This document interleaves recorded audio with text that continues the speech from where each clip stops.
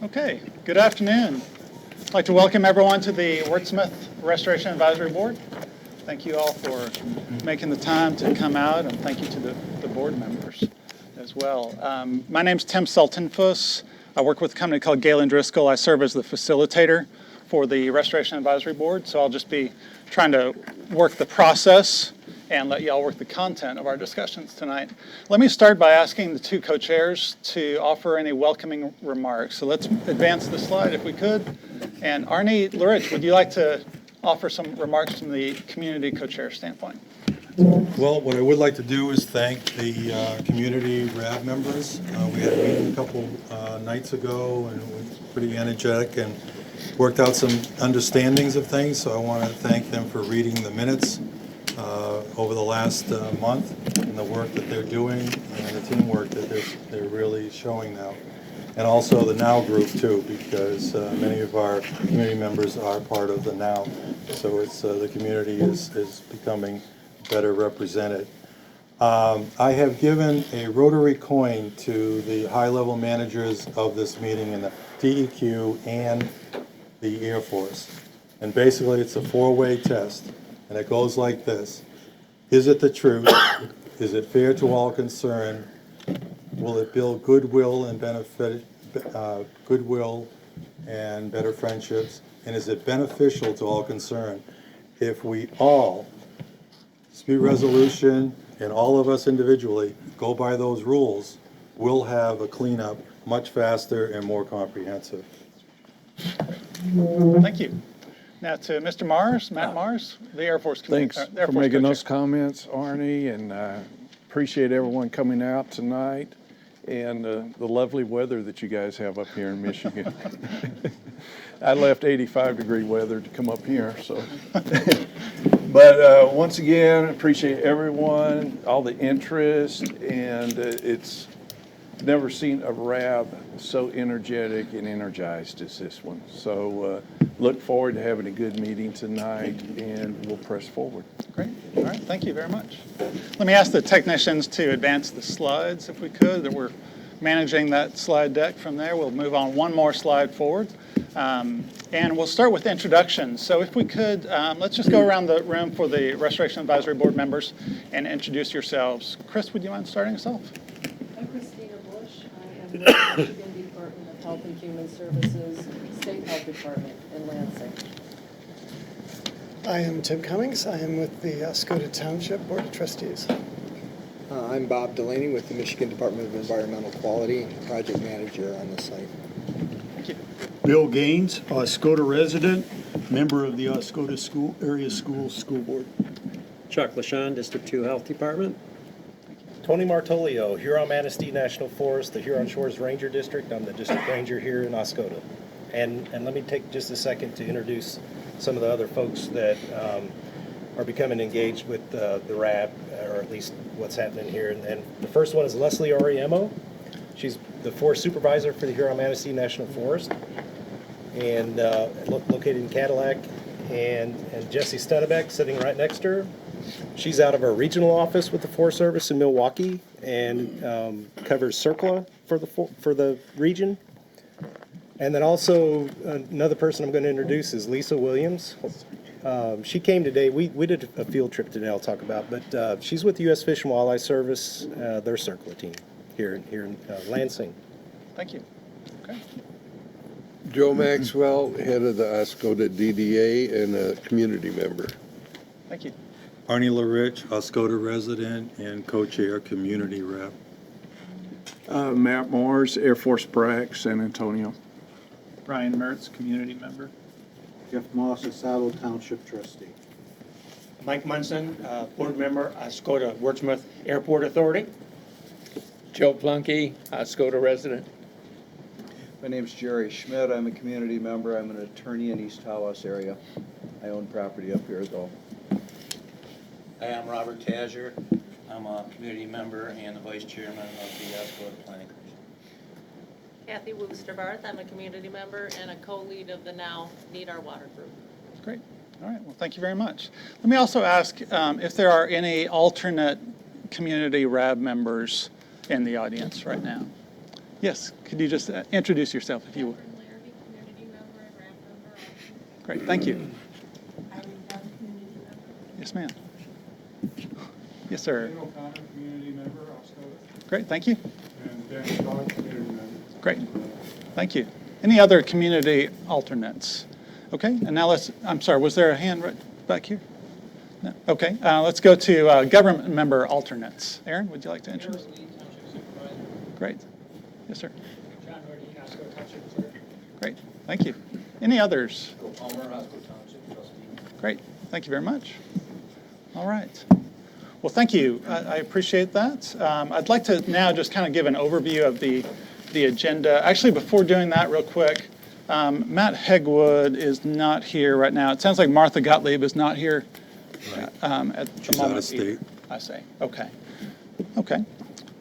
Well, so let's just take an overview of the agenda if we could. So we'll start out, we've already started with the welcome. The key element of the welcome is the Oreos. You can find right there by the entry. A sign-in sheet by the librarian's desk, so everyone please do sign that. That's the meeting sign-in sheet. This small table, small round table right here underneath the very high camera has a sign-in sheet for the public comment period. So if you'd like to make a public comment at the end of the meeting, please write your name in there. Also, feel free to grab one of the comment cards and you can write your comment out. The updates. So one thing I wanted to mention is that the two co-chairs, Arnie Lurich and Matt Mars, got together today and talked about some tweaks and adjustments to the process that we use to kind of walk through these RAD meetings. So you'll see some slight adjustments here. One of those is just a reminder that in that updates portion, the intent is really to be an update of activities that have occurred or information that has become available since the last RAD meeting. So that was February 13th. So we'll walk through that. We'll have a 10-minute break, and then we'll go into a briefing by Matt Mars and Beth Flynn on 2018 activities. We'll talk RAD business, so we'll talk about the meeting minutes which were finalized from the February 13th meeting, and just a reference there that just like tonight's meeting is on YouTube, and so there's a linkage between the minutes. You can read the minutes and see what hour and minute and even second and sometimes that refers to, and go and actually watch the dialogue as well. Let's see, we'll talk about the next meeting and a proposal by the co-chairs for when we should meet again in June and in August. And then we'll have a public comment period. I wanted to talk just briefly about the public comment period. Again, we'll ask you to sign in if you would like to make a public comment period on this small round table right here. Please also grab a comment card there and feel free to write your comment out. That can be in addition to or instead of making a verbal comment. If you would like to make the verbal comment, please do it from this podium right here. That way, folks who are viewing this from home will be able to hear you and see you, so we won't have to adjust all the technical equipment we have tonight. You'll have 3 minutes, so an adjustment to what's on the slide here. 3 minutes to make your comment, and then as you grab your seat again, the RAB will confer for approximately 60 seconds, maybe 59, 58, something along those lines. And we will, I will ask the RAB, is there any action that you would like to take as a result of this comment? You know, in some cases, maybe there's a real quick answer that can be provided. In other cases, we'll need to identify an action item or maybe a future agenda item. So that will primarily be designed to allow people to make comments, and then we'll address those typically in a follow-up, either correspondence or meeting. So as we move forward, I guess the one other thing that the co-chairs discussed was to add 10 minutes to the agenda. We were scheduled to end at 7:35. They wanted to add an additional 10 minutes for public comment. We will conclude at 7:45. If we could move to that next slide, then let's go ahead and run through the ground rules that we've established. Let's see, Mr. Schmidt, would you mind starting us off, just reading off number 1? We'll just go to your right here. Respect one another and maintain an atmosphere of open dialogue and exchange of ideas. Use our time together efficiently, wisely, and respectfully. Listen and remain open to all different points of view. Speak clearly and succinctly, one person at a time. Avoid interrupting others. And number 5. You were 5. Yeah, maintain a propensity for progress, prepare, discuss, document, and move forward. Share information early, openly, and honestly. Accurately and objectively relay to others the discussions that occur at board meetings. Right. Do those still work, folks? Okay, great.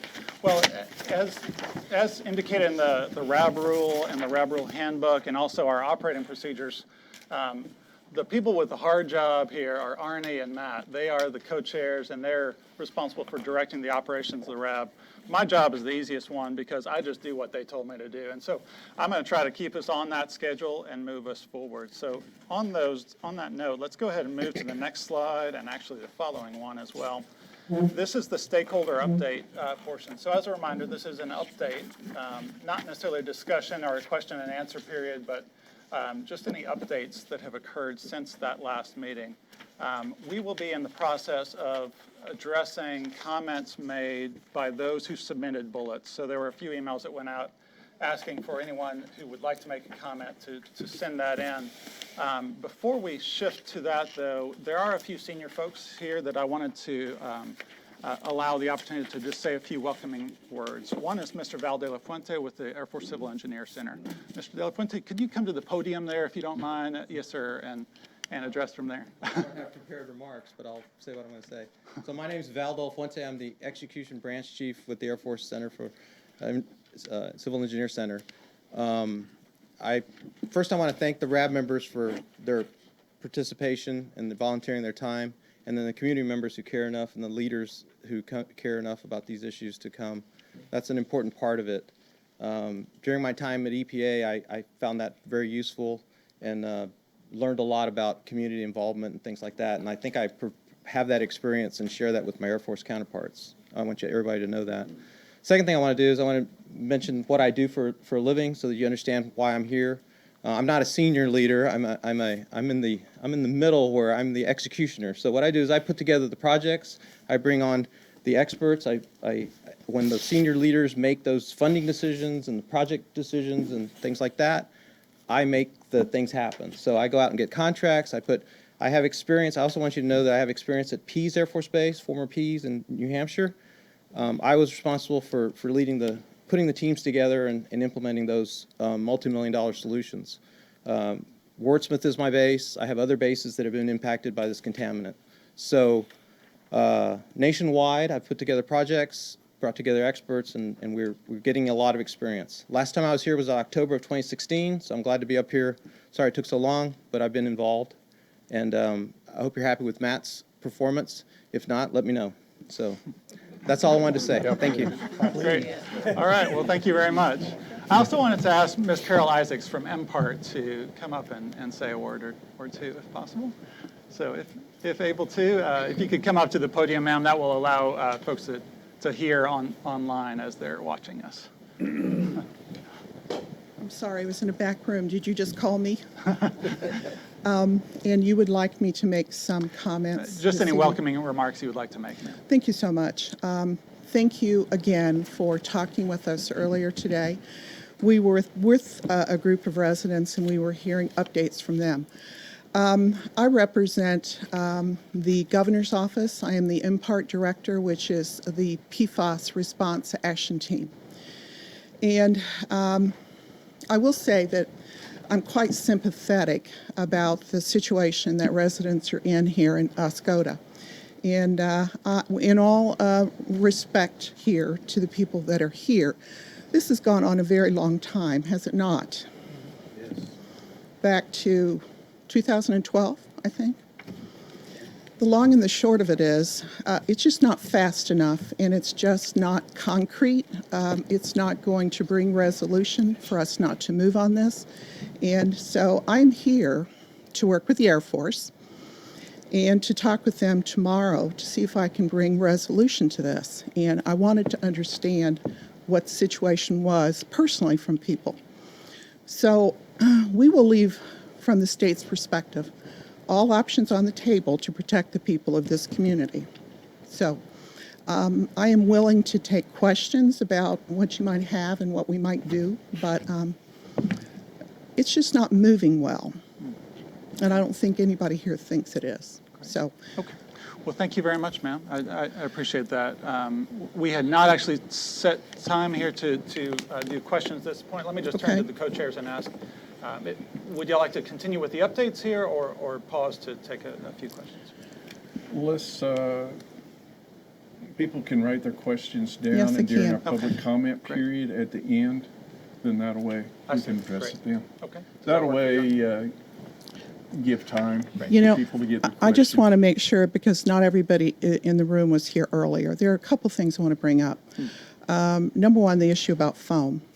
We've committed, the state, we've committed to remove the foam this summer, put it in a pilot study, and work with the EPA to see what we can do about it in the long term. But I also want to make a point of saying why we're having dispute resolution. We're having dispute resolution because it's not moving fast enough, and we don't perceive that there's a real plan here to remedy this long term. We just don't. What do we want? We want exactly what you want. We want characterization of the contamination, and we want a real plan to clean it up long term.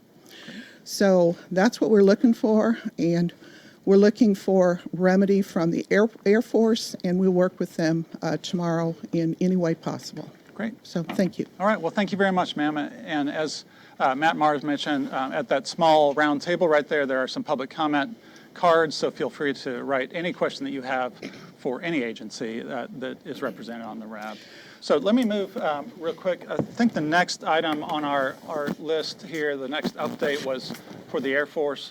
Matt, a couple of bullets that you had submitted. What would you like to say Okay, about that? basically the first one, the NIGAC treatment plant. We're going to talk in more detail in just a little bit on that, but I wanted to identify the site superintendent. Greg, if you will stand up with Aerostar. So, and unfortunately, we've had a storm event that has put them on hold this week. So, and I'm hoping that once the snow melts, they can get back in the field and get busy. I come from Florida, so it was just natural that you had snowstorm. That's right. Okay. So, yes, and we're keeping the MDQ updated on a daily basis, each one of the work logs and everything throughout the process. And I guess maybe an update about the information repository as well? Just during the break, we'll point that out, that it's over in the corner, and some of the additions that the PA folks. What? Yeah, and I'm sorry. Yeah, we can, if you have questions during the break, show you a tab up over there. We work with Arnie to try to improve the setup for that IR so that it's a little bit easier to find documents. If you're looking for something specific, and we have a little sign-in sheet, so anytime a new document is added, we can track that in there. And we created an administrative folder, so there's a lot of all the information about what a RAB is and operating procedures. Anything else that this RAB comes up with is put in that folder. So. Great. All right. Thank you very much. Well, let's turn to Christina Bush with HHS. You had sent in just kind of a general update. What kind of update would you like to provide since our last meeting? Sure, just a few points here. People have asked about, is our fish going to be sampled again? And the answer is yes. I talked with the person who handles the planning of that, and as far as more sampling in Vanetton Lake, he needs to wait until that ice is out. So I gave him an update on status of where the ice is in the lake right now. Got a little bit of time on that yet. They will be looking to sample in Vanetton Lake, in the lower Au River. We're not going to go back to Clark's Marsh at this time, but just to get a baseline, they do want to take fish out of Cedar Lake too, to get an understanding of what that is like there. So that's fish. Tony might be touching on this a little bit later from the Forest Service, but it looks like we may be able to attempt to get some deer meat samples. There's been questions about that. Looks like we're moving forward with that, but as far as the timing on that, that's still in a little bit of flux. We want to make sure that we're not disturbing the deer when they get into the fawning season. And I know that that should be coming up pretty soon. The foam was mentioned. Ms. Isaacs mentioned the foam on Van Etten Lake.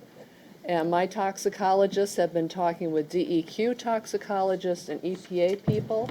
And the DEQ and we have been discussing the foam topic with EPA because while we're not completely unique, it does appear to be a rather rare event as far as what other states have seen. Massachusetts has seen it in one of their sites. So we're trying to get some information from them. Then lastly, some of you may have heard about this, and I'm just here to either announce it for anew for some people or just to let you know that it is happening. There are some drinking water wells that are going to be resampled in the Colbath neighborhood and then in the Pinecrest neighborhood. That's the neighborhood across River Road from the school. So that's being planned for resampling, and we'll see how that goes. Great. Tim. Okay, thank you very much. Arnie submitted a couple of comments as well, so a couple of updates. Let's turn to those. Well, the first one on your handout ties in and follows up on what Carol just talked about. Her statement was there's no long-term plan shared, and they want a real plan to clean up. Well, the Air Force has been talking to us for over the last 6 months that they follow the CERCLA process, Federal Standards for Superfund, and that applies here, and that's where their expertise is across the country. The state has their own type of remediation and investigation statute and laws and rules, and that's Part 201. The Environmental Agency and the Air Force are the key team to any remediation in the country. And therefore, I'm asking as a placeholder action item that both parties look at those authorities that they have, bear down to just the minimum facts that they need to develop an interim action, which the Air Force regulation allows in their CERCLA process and has been followed once here at the fire training site. And they, from the time they heard about the do not eat the fish, within 2.5 years, they had an operational control filter, the GAC. They didn't have to go through all of their CERCLA steps. They knew the risk. The two teams shared the risk, and they both understood that interim action was necessary. Over the next 3.5 fiscal years at Pease in New Hampshire, that team of the environmental and the Air Force worked also at the risk there. And they spent $55 million on 3 GAC units in 3 fiscal years. That's the kind of teamwork that we have to find a way to develop now. So that's an action item I want to request the RAB think about to add for more specifics on how that teamwork may be developed. Second point is remediation is identified. First, you got to find out where the plumes are, where the contamination is. And there is a draft study at the DEQ that was developed by Bob Delaney to follow up on his hydrant study that he did. And if it wasn't for Bob, we wouldn't be anywhere close to where we are on finding out what's going on here at Wurtsmith on PFAS. So thank you, Bob. But following that hydrant study, he started doing a study to find out where the plumes are and where they came from and where the contamination is. And he promised to the veterans at a public meeting almost 2 years ago, a year and a half ago, that he would share that model with them because that model could possibly indicate how far back in time the PFAS was contaminating the soil on the base, and is it possible that it contaminated when the wells on the base were still active.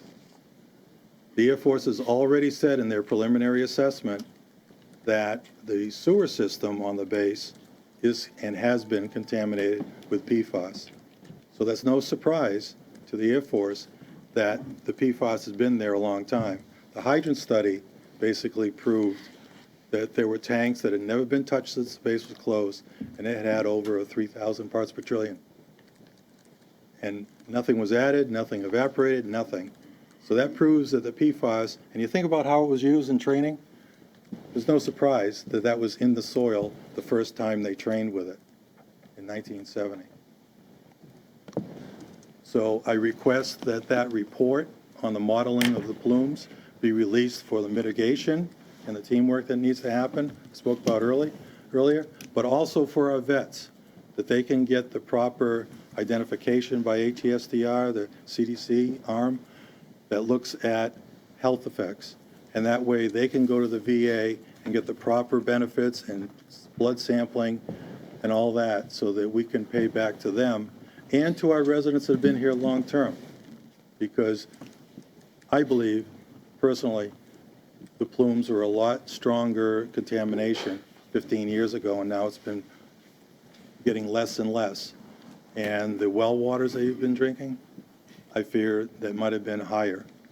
So let's get to action and do something about it.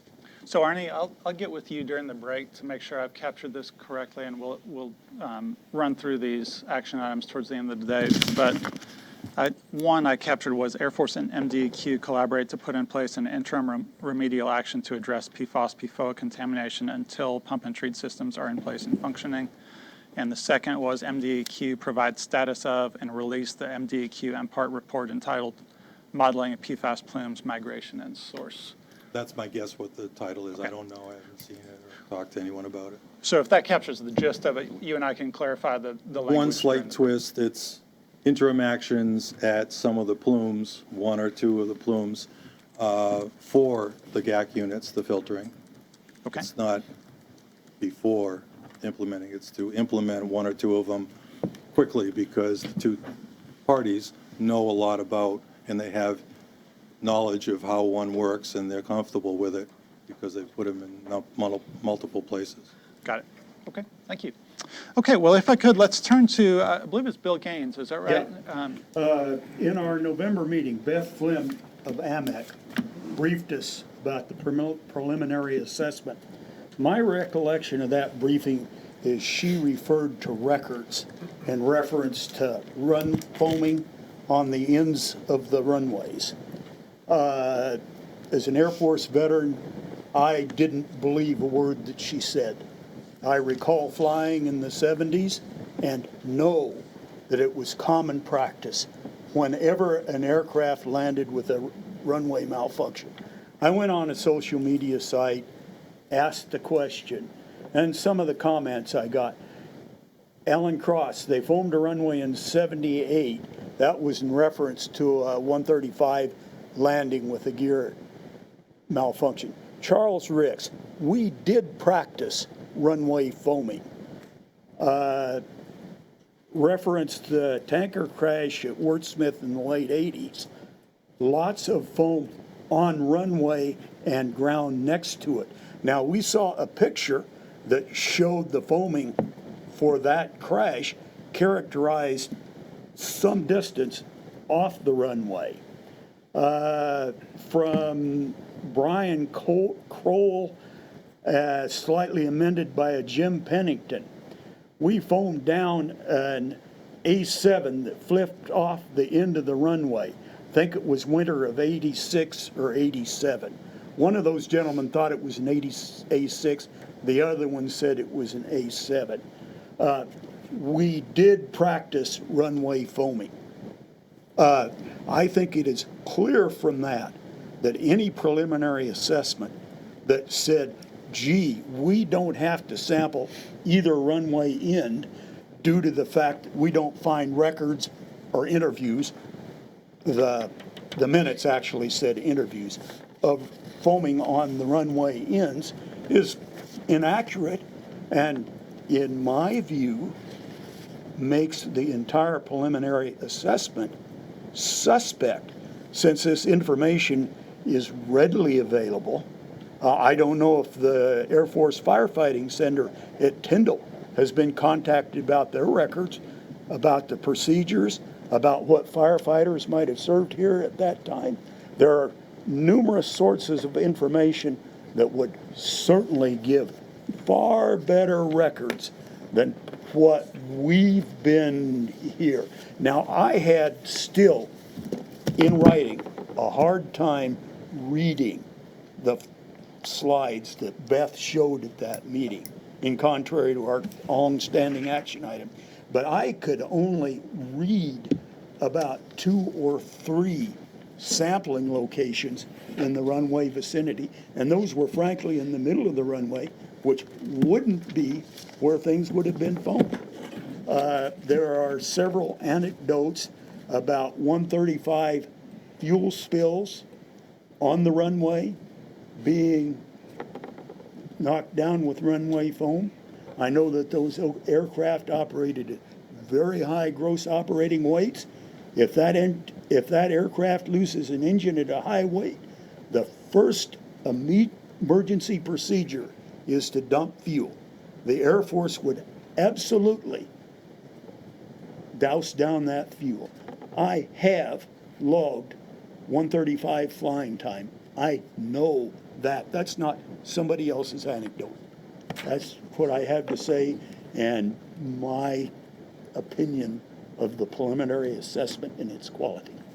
We appreciate that. Let me ask the technician to bounce us back to slide 4, if I could, while that's come out.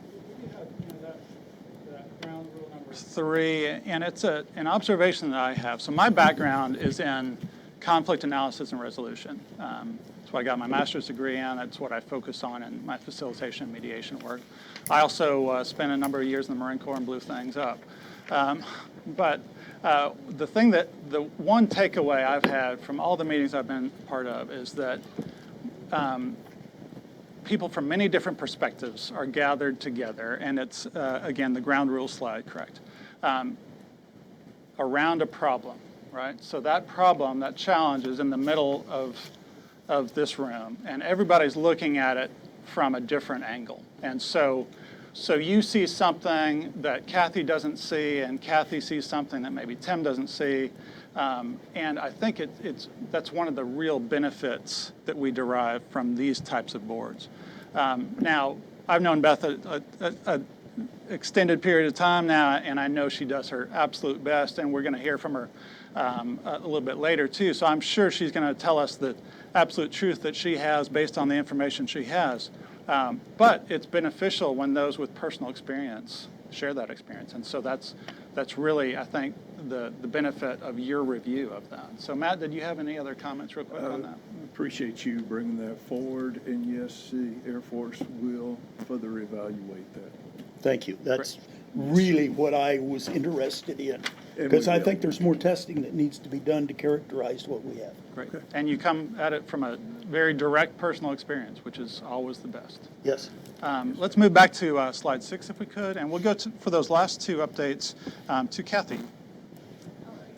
I want to do some updates from the NOW group, the Need Our Water, which is a community action group. The group has been engaged in continuing to educate the public and advocating for residents. We successfully have provided a voice through a variety of methods, including an international environmental publication, national public radio interviews, social media outreach, local TV reports. And we've also established communication lines with the state legislators.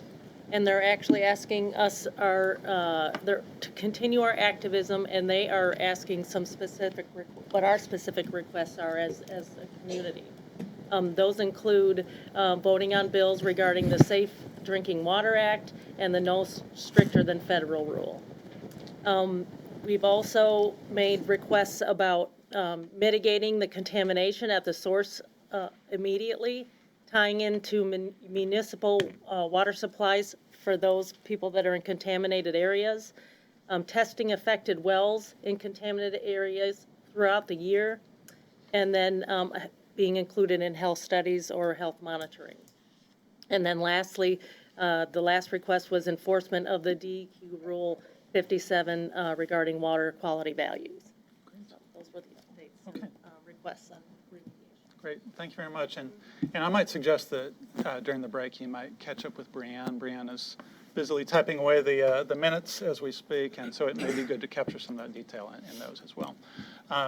So that takes us to the end of the updates that were submitted prior to the meeting.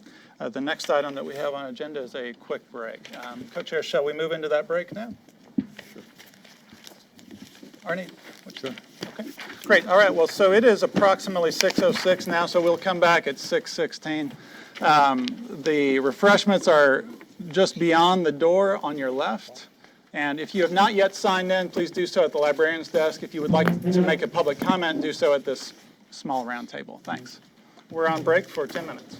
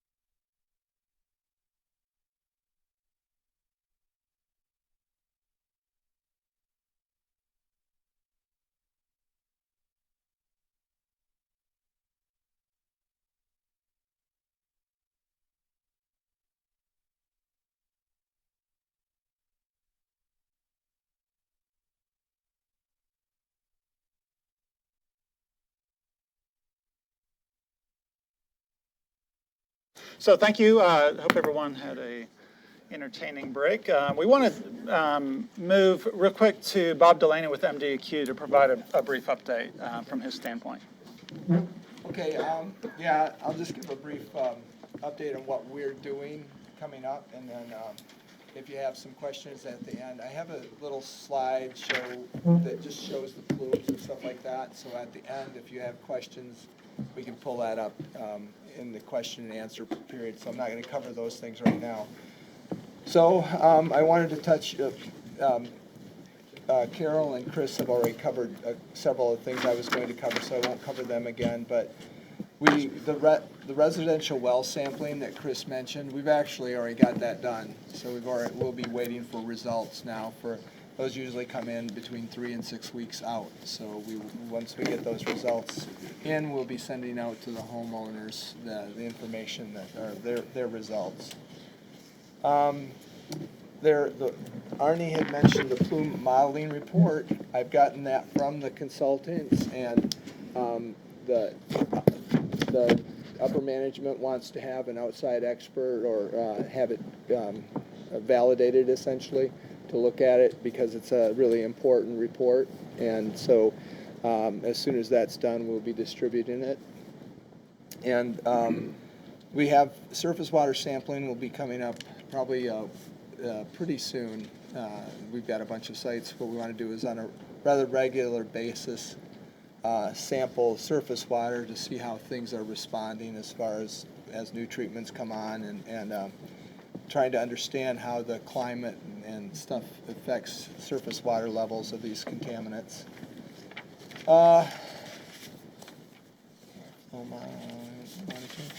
Yes, we're also in the process of doing groundwater flow monitoring to try and understand, now that these contaminants have gotten off the base, things have gotten very complicated. The geology and hydrogeology of this area becomes very complex with Lake Huron and Van Etten Lake and the dam and the Asabo River.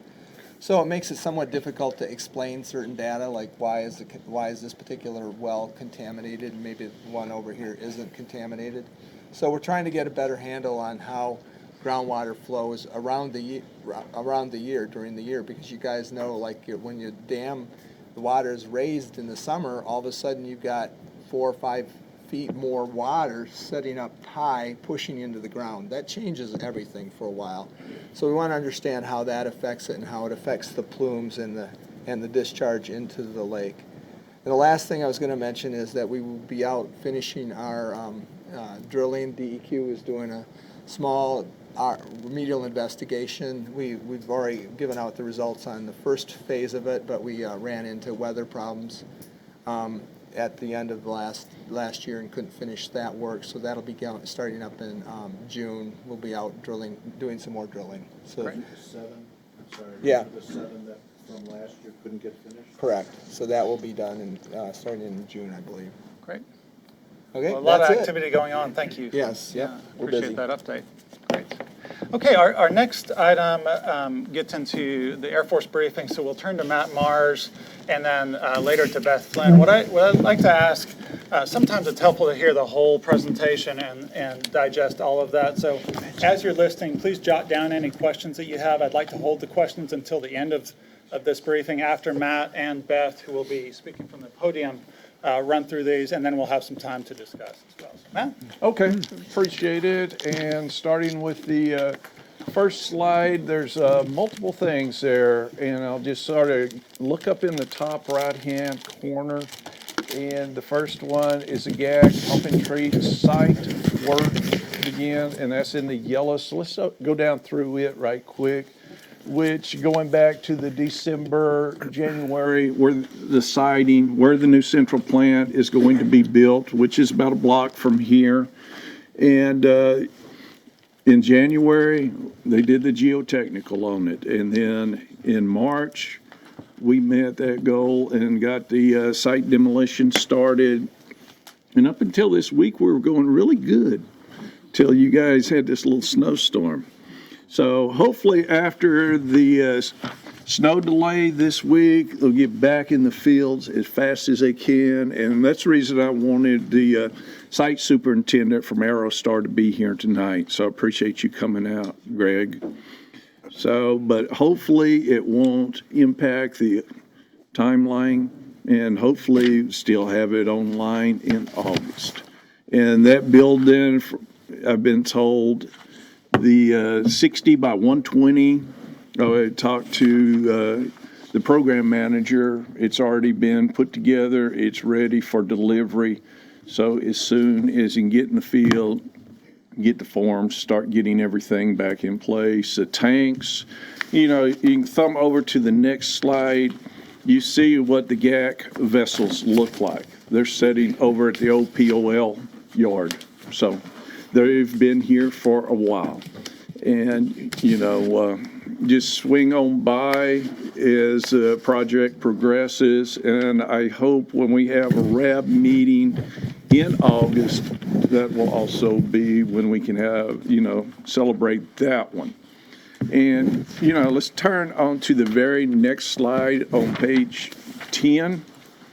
You know, that shows what it's going to look like when it's all said and done. This building, which it was fortunate, Air Force people all agreed that, yes, we needed to double the size of the building for future needs, because originally it was going to be a 50 by 80, and that was going to be just to treat the 500 GPM.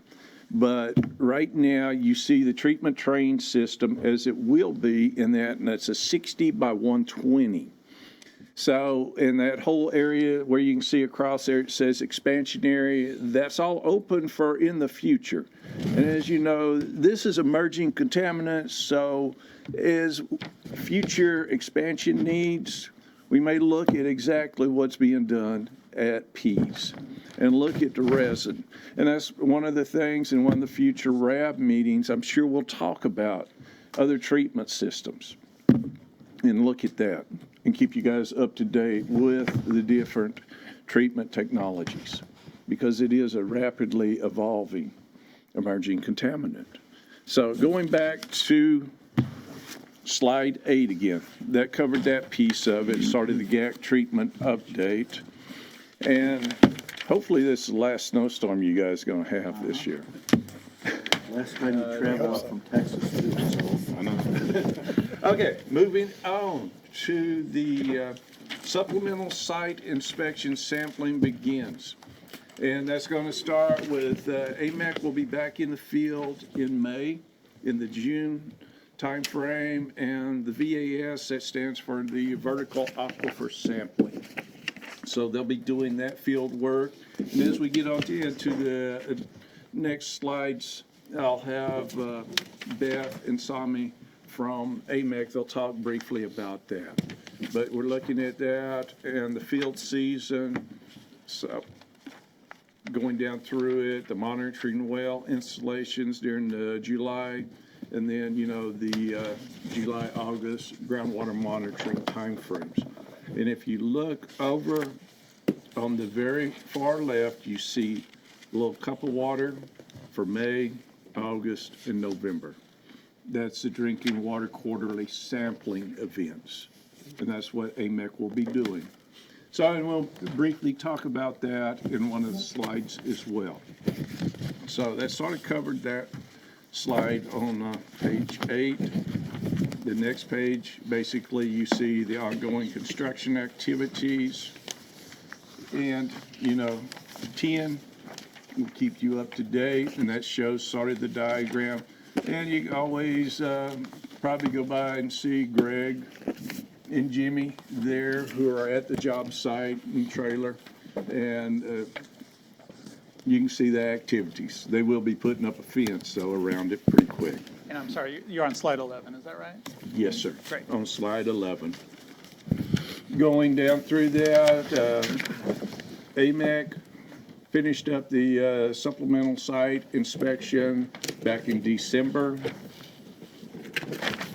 And that's been presented at the BCT meeting, and what we're proposing to do with the field season in the summer of 18.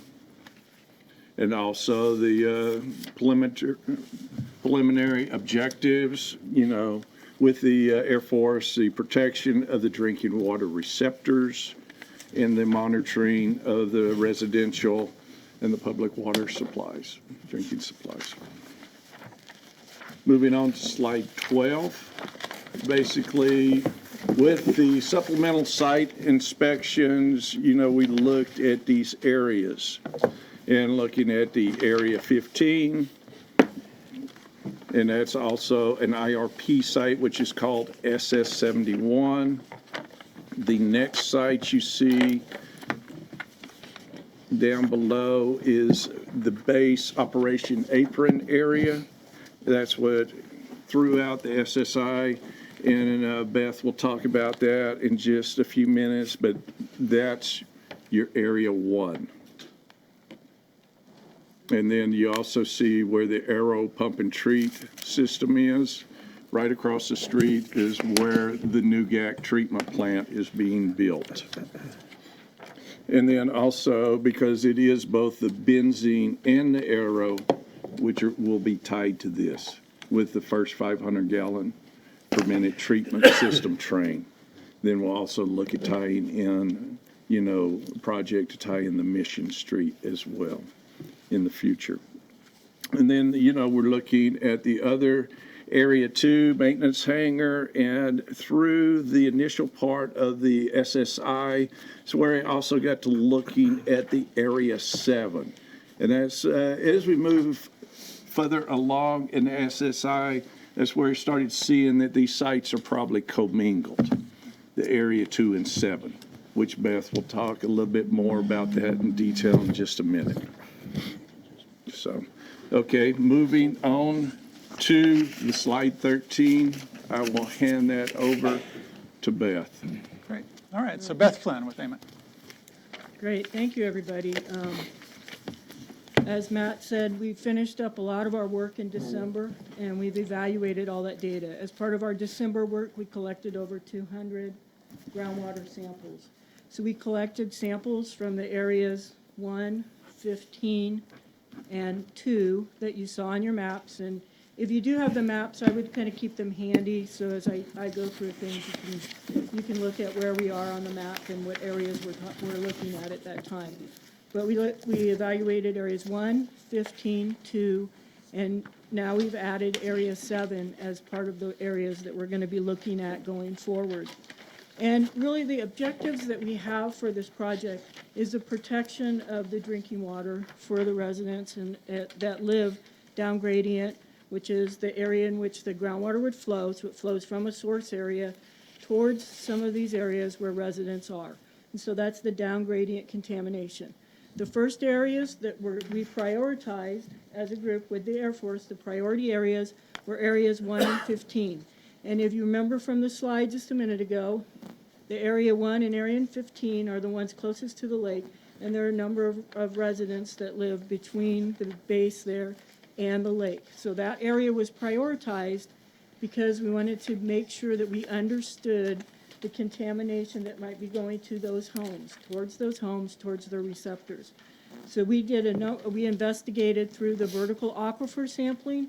And really, if you think about vertical aquifer sampling and you look at the picture that you see there, where you see right by the lake, there's a drill rig there. And as part of the sampling, we take that rig and they collect soil samples all the way down from the surface down to 60, 70 feet till we get to the bottom of that first aquifer we have, which is where you're getting your drinking water.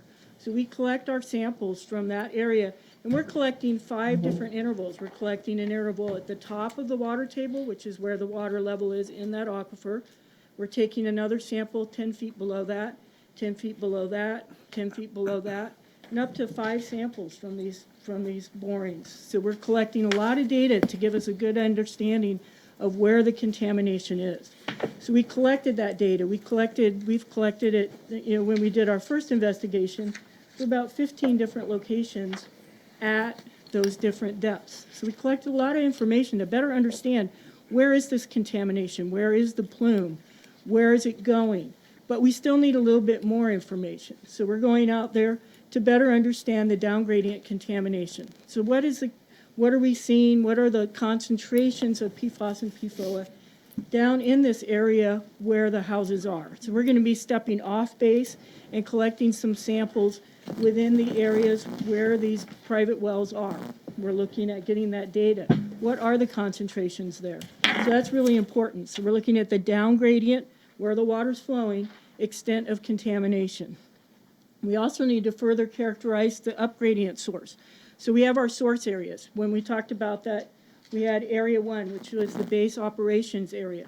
So in that area, we understand, based on the information we have, that they did some washing of the vehicles that they used with the testing. If they did have to go and spray something out there, they had the AFFF in these trucks. Then they came and washed them. They may have had to calibrate their equipment, so they wanted to see how the guns were shooting the AFFF, how did that work? So they did calibrations, and the AFFF may have gone onto the ground in that area. So we know that's a source area, and we know where it is compared to the houses. So that area has been prioritized, and we are collecting that information. We need to collect a little more information. When we got our data, we said we need a little more information to better understand the source area. Where are the highest concentrations? We know we have really high concentrations there, but we need to better understand how big is that area? Are there other areas or sources that we don't know about? And that's one of the things that we're looking and always trying to gather more information. We really do want more information. Like Mr. Gaines said, he's got other information. We want to build on that and keep building our information sources. So we will be looking at collecting additional information, additional samples, all the way down through the aquifer in these up gradient source areas so we can better understand what are the concentrations there. And we'll use that information to help us also evaluate the pump and treat system. So we have a system that right now is capturing some of that water that keeps it from moving towards those houses. But we know that we don't have a full understanding of that. We may have areas where contamination is getting past those extraction wells that make up this pump and treat system, where they extract the water, it's then treated, or it's used and sent off, but it's not getting past that boundary, past those extraction wells. But there are areas where we think it is getting past. So we're going to collect some more samples in those areas. We need to know what concentrations are getting past this pump and treat system, past the benzene and aero that we're talking about that are now going to have the treatment on that. So any of that water that's collected that's preventing it from moving towards those houses, it's pumped into the treatment system, and part of it is this treatment, the GAC treatment, and that's going to really help to clean that water up before it's discharged. But we don't have a full understanding of where there might be some water that's getting past that and heading towards those residents. So that's been then identified as a priority for our investigation. So that's the third area, evaluate the effectiveness of the aero and benzene pump and treat. We need to collect additional hydrogeologic data. We know that most of this aquifer is sand and gravel. There may be some channels where it's more gravel, channels where it's more sand, some places that have a little more clay or silt in it. So is that impacting the groundwater flow? Are we getting areas where we have, say, the groundwater moving a little bit faster, a preferential pathway towards some of these houses? That's really important for us to understand. So we'll be collecting additional hydrogeologic data for us to better understand, are there any preferential pathways? Is there a place where this is moving faster and it might be getting to these homes and a little bit quicker than in another area that would be prioritized for treatment or cleanup? So we're going to be collecting additional data. We'll be collecting some more of the soil, and we have a geologist out there who'll look at it and log it, identify, was it more sandy, is it more silty? How might that impact how the groundwater flows? And we'll be installing some monitoring wells. And with the monitoring wells, we'll be able to collect samples not just once, but twice, and into the future. So we can see if there's trends. Are we seeing that the concentrations are going up, or are they going down? Are we seeing that as the water is treated with this system, is that helping clean it up? Are we getting lower concentrations? So that's going to be really important to put these monitoring wells in the right locations so that we can better understand what might be getting towards the residents.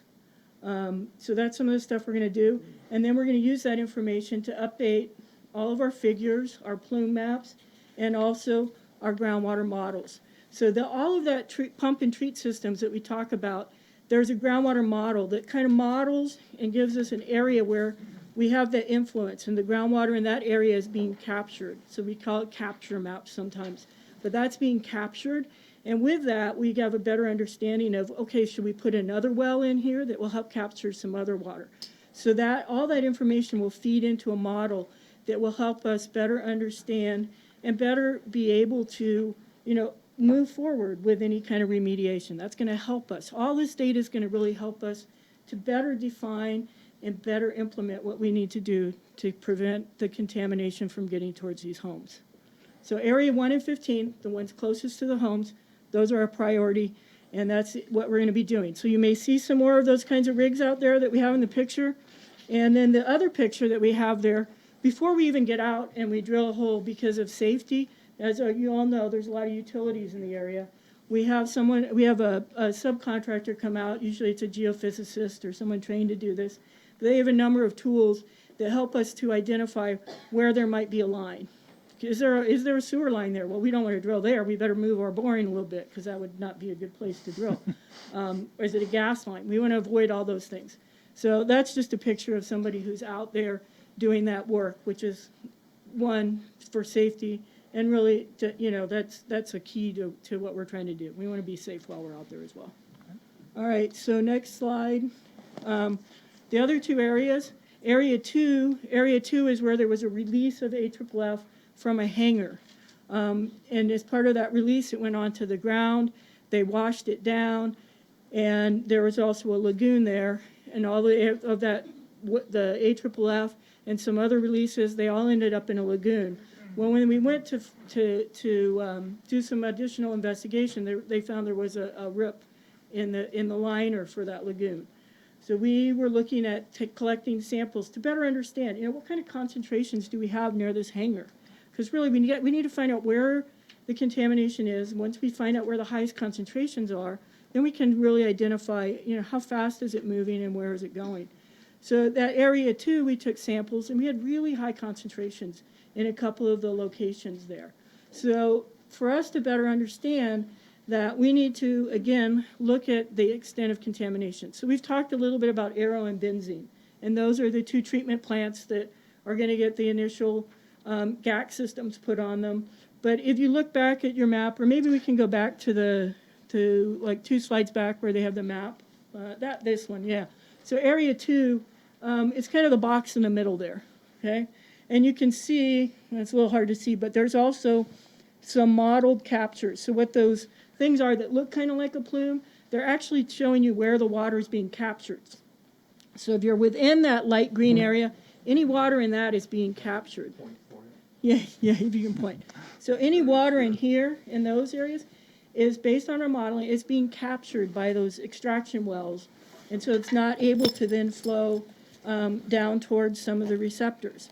So what we want to make sure is, you can kind of look at where that square is. We're going to be collecting some additional data with the vast sampling, and also with putting in some groundwater monitoring wells, so we can better understand groundwater flow in that area. Is it really all flowing right to those capture lines?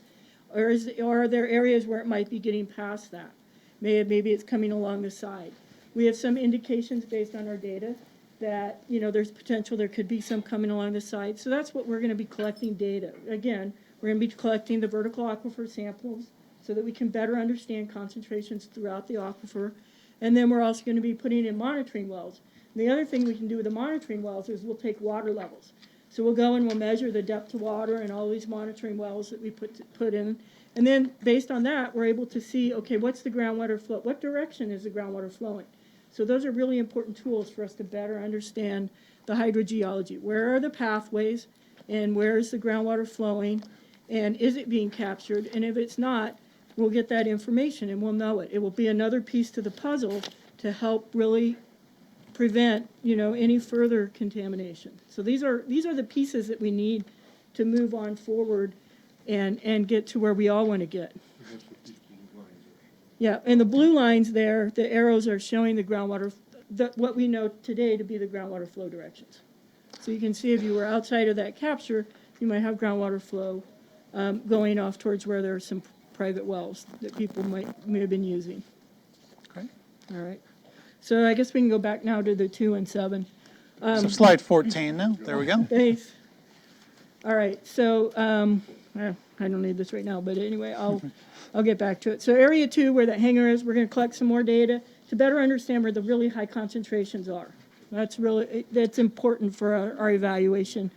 We're gonna evaluate the Mission Drive pump and treat system. So this is the other pump and treat system. So we're gonna get data that will help us better evaluate where the capture is for that system and whether everything from area 2, all the groundwater that flows from area 2, is it being captured?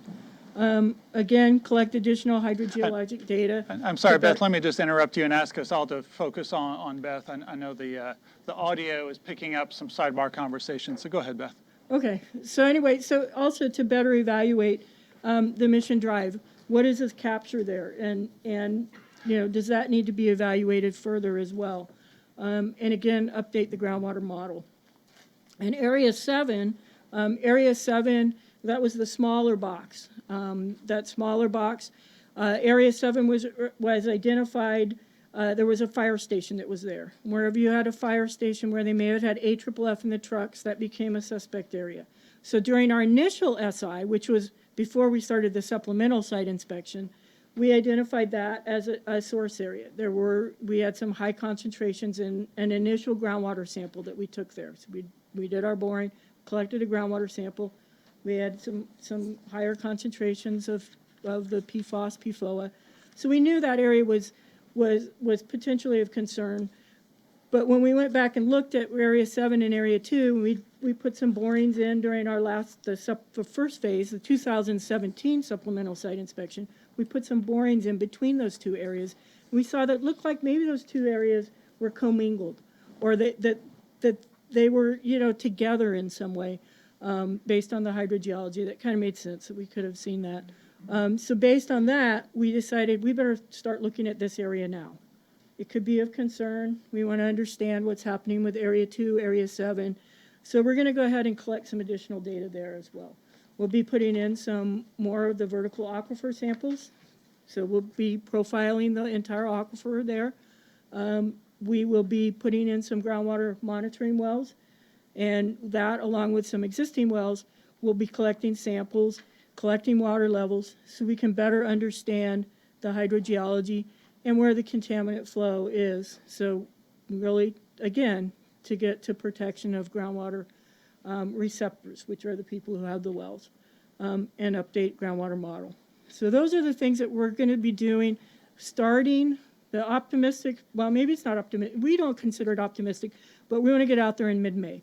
So we've got work plans that are now in Air Force review. They'll be going to MDEQ, and we'd like to get started out there in May. So definitely during the summer, look for rigs, you know, if you're driving by on the base, look for people clearing borings, but we'll be out there collecting additional data so we better understand it. And all this data will be used moving forward with the project. So let's see, that covers that part.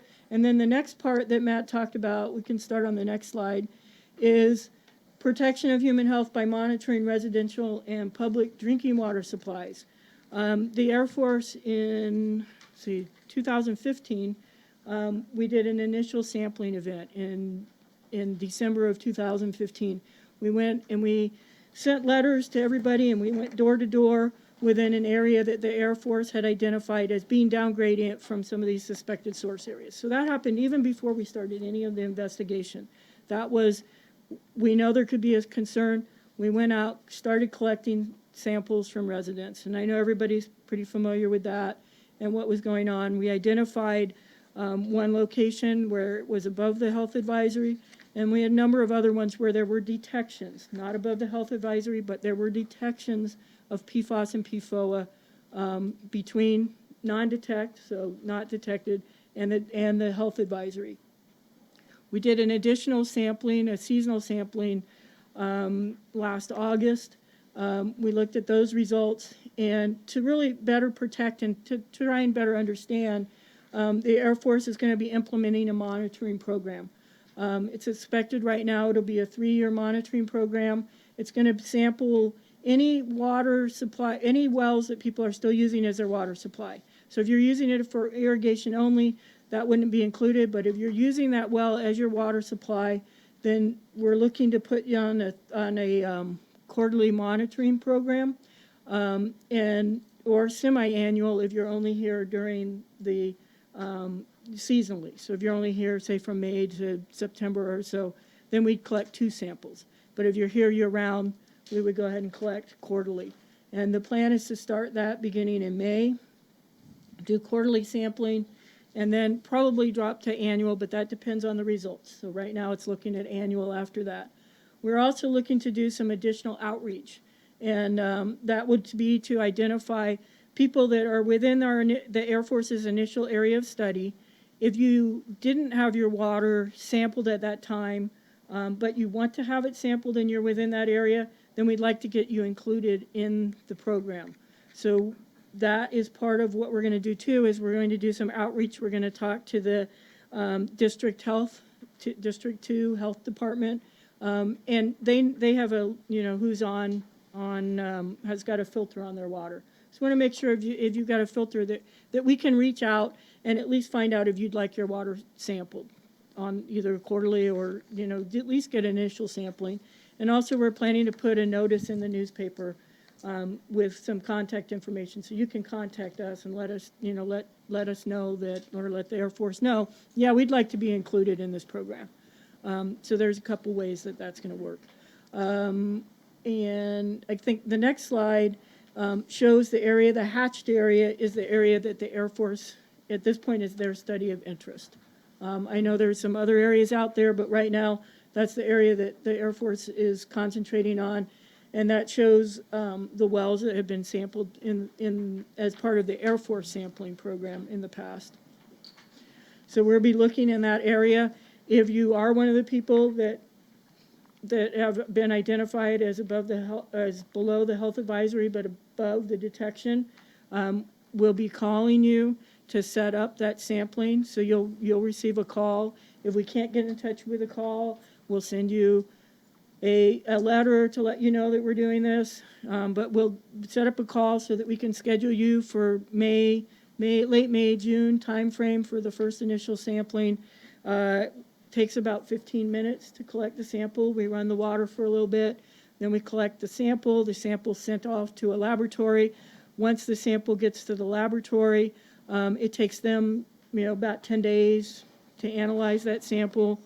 We get the data back, we validate it, so we have chemists look at it and make sure that there aren't any irregularities in the results. So they look at it, make sure that all the instruments function appropriately, that it got there within the time that it was supposed to be analyzed.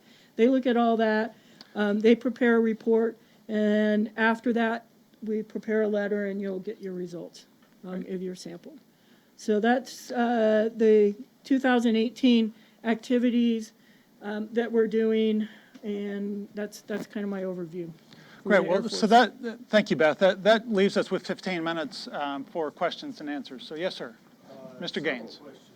My understanding is that vertical sampling is a one-time experience. Once you go down through the aquifer, you've done it, then you have to drill another well to do that again. Is that correct? That is, and we use that to help with the initial definition of the plumes. And then based on that, that gives us the information we need to place the monitoring wells in locations that will be best for long-term monitoring. Where are you putting new off-base samples? You don't show that. Yeah, we don't show that right now. The work plan is still in the Air Force's review. So after it goes through Air Force review and MDEQ, it should be put up. I'm looking kind of to make sure I'm saying this right, but it'll be put up there for the public to take a look at the final plans as to where those things will be. I would like to see that and know when it's going to be available. Okay. In regard to my comments earlier today, I look at the private well samples, and they're almost all at an area south of the runway in. I see nothing planned from on north in the, quote, the Air Force study area that goes anywhere close to sample outflow from the runway in. Would there be any possibility of getting that in 2018? Or You is know- that a 2019 or further on thing, but since you've already done your this year plan? Yeah, and on this, it shows the locations where we had detections that were above the health or not above the health advisory, but detections. And looking at the map, I think there should be a couple dots out there on the point that sticks out. There are some houses out there. We did sample a couple of those houses out on the point. I don't know, maybe I'll try and figure out how this works, but. Where is it? Yeah, I don't know. But anyway, oh, there we go. There, the point, yeah. So You got a career ahead of you there. So anyway, so there's the point. We have sampled out on that point. And if there were detections, we will be out there as part of the quarterly sampling in those locations. As we move further up north, there is the campground. And the campground right now is no longer on private wells. So we won't be sampling up in that area as part of this drinking water sampling program. And then as you move further north, you have the YMCA.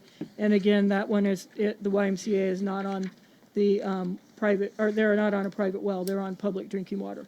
So if you're on public drinking water, you wouldn't be included in this program.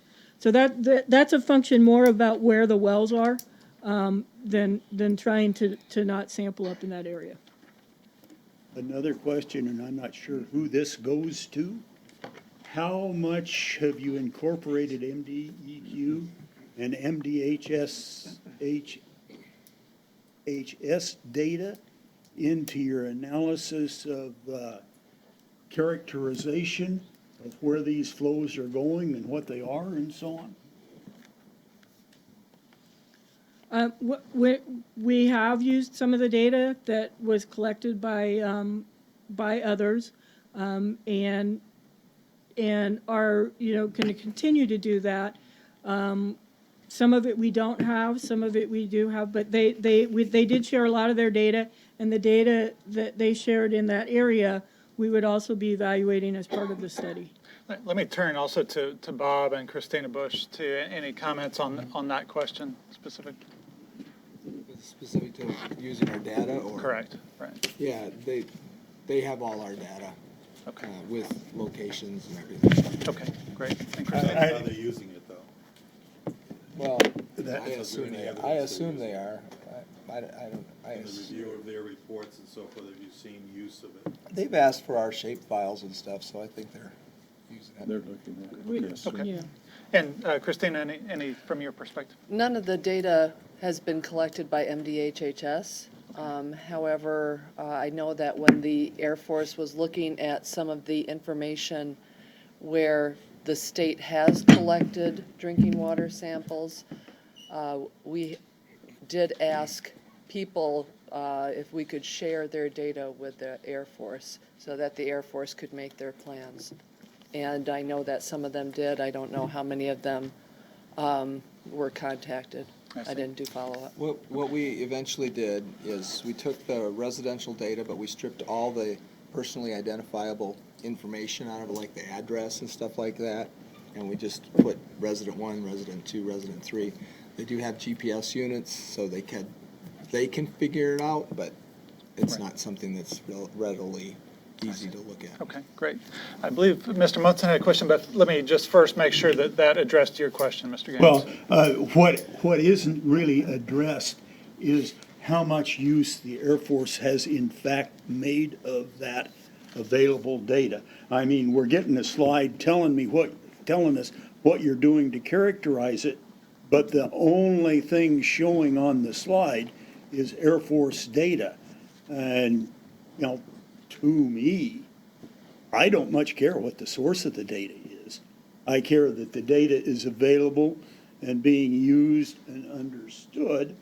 And, a lot of the public concerns about it, nobody really cares much about what happens on what used to be Wurtsmith. There aren't any wells there, but boy, there are a lot of them that are well outside that. Well, let's turn to Matt real quick. Any response on that question before we go to Mike? That's something that we'll be looking at, yes, indeed, as we move forward, because, yes, Bob recently provided a lot of data to us. So, yes, it will be. Okay. As we move forward. Thank you. Through the process. Okay, and thank you for your question, sir. Mr. Munson? I just would like to make a quick concern. As a representative of the airport authority, we would not want to stand in any way of getting a better understanding of the contaminants. And it sounds like that's what you're doing by doing some new sampling on the airport. You know, we welcome that. However, keep in mind, this is a working facility. And we're going to be doing a lot of construction this year with a new runway and some other stuff. I'm concerned there may be some interaction that may tend to alleviate one side or the other. We just want to make sure we're all working together on this. I'd like to make a statement too, if, back to this question of data is, I have brought a couple slides that show all the data, everything that we got, everything that they've got, except for those very recent. So if people want to see that in real time, I'd be glad to show people what we're. Great. Well, to that point, we've asked, we put into our operating procedures before we voted on, that all agencies share their data in the information repository here at the library and electronically, so that the general public and our RAB members and now members can look at the big maps and everything. So it's all agencies, it's not just the Air Force documents. And so I ask all the agencies at all levels to do that so we can get the information available. Part of the easiest way is to us provide it to the Air Force. That's right. And then Air Force put it in the repository. It's their repository, Marnie. No, it's not their repository, it's our repository. No, it's their repository. Okay. They manage it through CERCLA. The MDQ doesn't have the documents.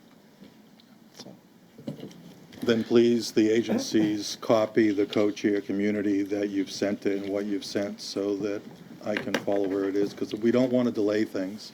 So If you work could it out send between you. electronic copy, Yeah. like, you know, the one that you presented yesterday at the BCT meeting.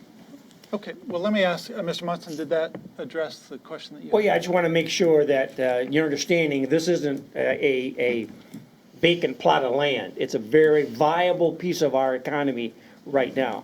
And I can see some conflict there possibly. We just got to make sure that we work through that. I see an action item for coordination between the airport authority and the BRAC. Okay. And that needs to be an ongoing action item. Yes. Fair? Fair. Our board meeting meets the second Thursday of the month, so you can mark your calendar in May. Please. Okay, we have about 5 minutes left. Let me turn to the co-chair. Shall we entertain any other questions, or should we use this time to bring up the file that Bob has indicated? Let's Bob? go ahead. I'm sorry, was No, there? that's all right. I'd like to follow up what Bill was talking about. I guess it's left a little doubt in my mind that the efforts that have been done through the different agencies, coordinated through the Air Force, and the data that's being reported, is that shared data? So we're getting an overview picture, or are you summarizing how your agency has collected the data, but selectively put in particular data in the report, not for an outcome, but that's just your process? So I guess my question is it the reports that are being given to the public and to the RAB a conglomerate of all of the information so that we have an overall picture with all the data in place? Or is it just your data collection that you're summarizing for us? With the Air Force, it's the data collected from our contractor. Got it. So what you're telling me is this is Air Force information without DEQ data on it then? It is, at times they take it and look at it. Okay. So Sounds like during an the action BCT. item that we need to have so that we can clarify that and see if there's room for improvement. So I'm left, and I'm not saying it's right or wrong, but where I'm left with is I'm not sure the information that I'm understanding that's being presented is clearly the overall picture, but just a perspective of the Air Force's information. You may not have MDEQ data on your maps that you're telling us these are the water flows, but without their data and your data and everybody else's, that's the actual picture of it. Okay, well, let me try to make sure I captured this correctly, but real quick, go to Bob. I think you were making a comment, Bob. That will have to be an action memo. You have to And maybe do- I'm not describing it properly, Sure. but it's just. No, we understand. It'll be an Yeah, action. it's an action item Okay, great. to And be one last addressed. thing, the data that we're showing, in the off-base, there is other data. The data that's on-base, which is where we're doing most of the investigation right now, we did look at other data that was collected by other contractors to help form our investigation. But there is, I mean, I don't know, but the MDQ collects some data while they're out there, and we get that data. But for the majority of the data that's been collected on the base, that is Air Force data and not data from others. So what I captured from that, a future agenda item, describe how the Air Force incorporates into its investigative activities any data generated by MDEQ or other agencies. Is that accurate? Yes? Yes. As Okay. long as it's review and use, and/or use Okay. that data. Okay. So that's Let- clearly defined So- in their final reports or draft reports. It does include it or it does not, Got it. and they acknowledge they received it. Okay. Let me ask the Air Force representative on the board if that future agenda item works from Yeah, your standpoint. and the way Arnie worded it, review and or use. Okay. Yeah. Great, okay. Last minute or so from this topic, anything else, any other questions we have? There was one gentleman that's been asked, has a hand up, if it could be a quick one. I'm sorry, where was that? I missed it. I think he may have been asking for an Oreo. I have a question. Oh, yes, sir. That shows everything on this side of the lake. What about everything on the other side of the lake? All the wells, is that gonna be retested? The Air Force hasn't tested any on the east side of the lake to date. That's all MDEQ or other agencies. That was kind of the whole point of my question. Right. So the responsible agency is for the east side of the lake for drinking water and groundwater at this point in time is, who's going to raise their hand? Being responsible for it? Or intends to do anything, has and will do, or may do. Question, why is the Air Force not doing it? We haven't gotten to that phase yet in our SSI process, 8 years in? so. Okay, so we have a quick response there. Let me keep us on track here and move to the next item. So we're on slide 18 of the agenda. I'm sorry. Yes, sir. Yeah, the person that you were supposed to be taking is this gentleman over here. Oh, I'm sorry. I had a question, I just wanted to answer something, that's fine. Oh, that was taken. Okay, anything to share at the moment? Great, thank you. Sorry, I missed that. Okay, slide 18 here. Just moving into the RAB business. So one item here is the documents which have recently been added to the information repository or the administrative record. Brianne, was there anything you wanted to say about that? I know you updated some of this. I'm still working on it, but we just have separate folders now for different things, so it should be easier to find. And then we're gonna try to keep a running record. Probably going forward, we won't have the IR documents that we add. Again, the IR is the repository that's here in the library.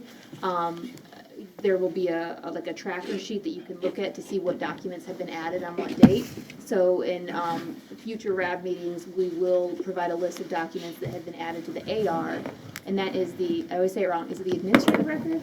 Right? Okay, and that is the online version of documents that you can access, private documents, and So those are added, from what I understand, in batches by somebody at ASCEC. So we recently had an influx of them that were added, I think, actually earlier today. So those are listed up there, and we'll continue to show those at every meeting so you know what's been added and what you can look for. Great. And if you have questions about the information repository, which is located here in the library, just catch up with Brianne right after the meeting. Could I ask just a quick clarification on Tony's question, because it's a big question. So clarification, I'm not justifying or anything, but my knowledge is that it was only identified in 2016, and before that time, it was always reported to the public by one or both agencies that plumes do not go under a surface water body. And so therefore, there was no or very little investigation by any agency based on that null assumption and whatever. So it was then found around 2016, the spring, I think, or that summer. They started looking at around the dam. They found some levels, some signatures that looked like AFFF. So they did much more, and that the they meaning the DEQ. So that's the timeline on that, and that's why you don't see any data east of Van Lake before that. Am I accurate? Well, yeah, I mean, the dates are accurate. The question is, why isn't the Air Force sampling on that other side? And yeah, and last 2 and years. If I bring up the slides and stuff, we'll talk about it. So it'll be easier with pictures. Yeah. So let me turn to the co-chairs. Would y'all like to take a few minutes to do that and pull up the slides that? Sure. I think we're into that. Okay, great. So let me ask the. We want to finish up the slide 18 first. Yeah, The that's a good next, point. So talk about the next RAB meeting. Correct, yeah. Potentially, everyone look at their calendar, the 6th of June. Okay, so exactly, the co-chairs got together today and looked at Wednesday, the 6th of June, and Wednesday, the 15th of August as tentative meeting dates upcoming. What I would suggest is I can send an email out to y'all so that you can check your calendars, and then we can either confirm that or look at alternate dates based on the feedback that I get from that. So Wednesday, 6 June, and Wednesday, 15 August. I'll send a note out. Meeting evaluation cards. So we're in an early stage with this Restoration Advisory Board. Again, let me pull us all, including those in the back, into one conversation if I could. We're at an early stage of the Restoration Advisory Board, and we're trying some things, we're changing things around a little bit, and we just want feedback on how that's working, what's working, what works well, what needs some change. And so there are meeting evaluation cards in your packet. You can also grab a comment card there if needed, but please provide feedback on that. And one thing we're talking about doing is through the rest of this fiscal year, still having the RAB meetings every other month. And then we'll reevaluate in October with the next fiscal year. But during the field seasons, try to keep them on every other month basis. But during the winter months, when the field activities slow down, maybe go to a quarterly during that. Great. So. Well, let me ask the technicians to pull up that other PowerPoint, if y'all are able to. So this one is with Bob Delaney. And Bob, if you could, if you're going to stand up maybe just by the podium so that people can hear you on the YouTube, if you don't mind. Thank you.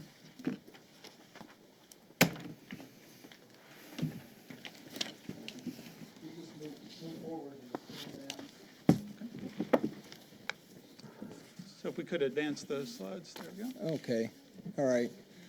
So this is PFAS.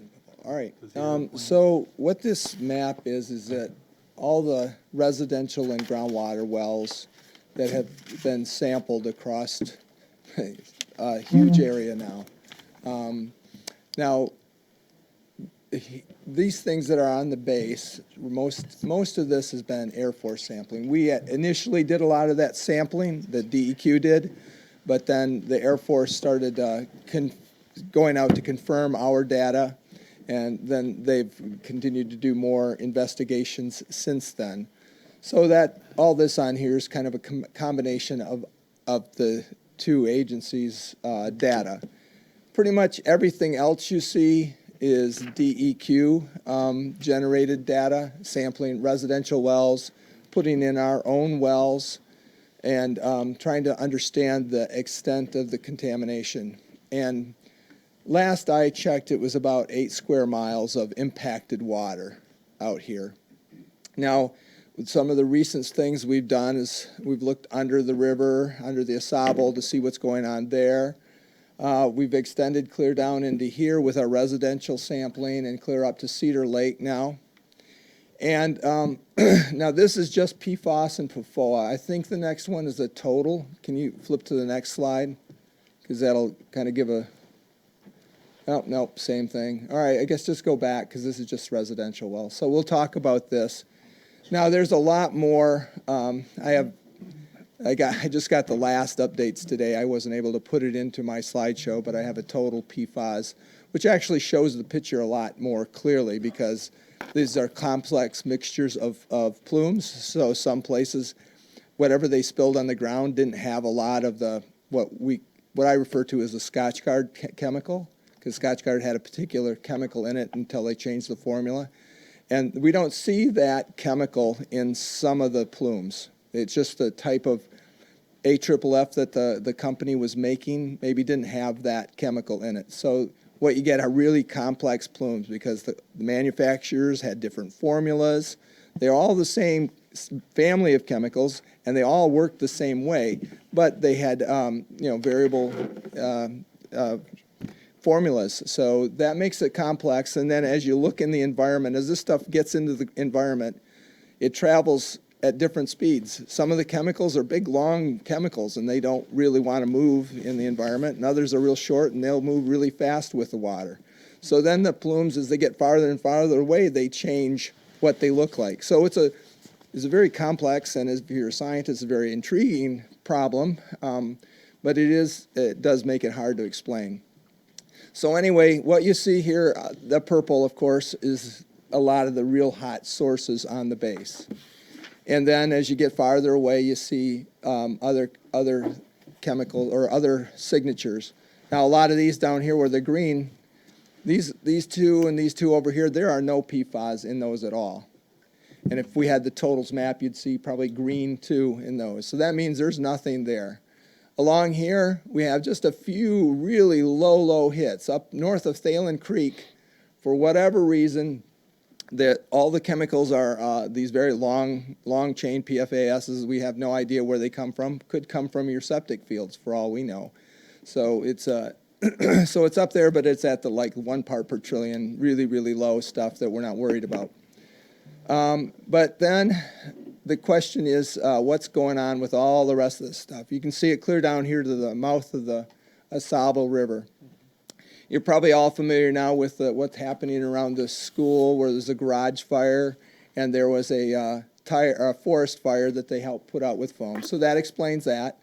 Up here in the coal bath area, we don't know what caused this. There's some discussion of fires up there, and we've had a lot of different communications to us about what might have happened, but we don't really know exactly. But we're continuing to look at that. And I said, we just went out and sampled again in these residential wells and down here, because what we've seen is that the plumes are moving. We can tell by looking at the wells and the concentrations that these plumes are moving. So we want to know if it's going to move into your well at a higher level or something like that. So we're out again testing in these areas. Now those plumes are moving all around the base. Everywhere you look, if you look at it, you'll find that the plumes move. So another big question, and it was brought up today, and this is real important, is how did all this chemicals get over here? As you can see up here at Cedar Lake, there's a little plume. It's real light plume, and then there's all around Cedar Lake and all around in Cedar Lake, there are PFASs. And the reason there's PFASs is wherever you have humans, you're going to have PFASs. So maybe your motorboat's dropping a little oil. The oil has this in it, so you find it in the lake. Your laundry soap has it in it. Your high-tech clothes have it in. You wash those. All this stuff gets into the environment. So anywhere you go, you're going to find this stuff if there's people around.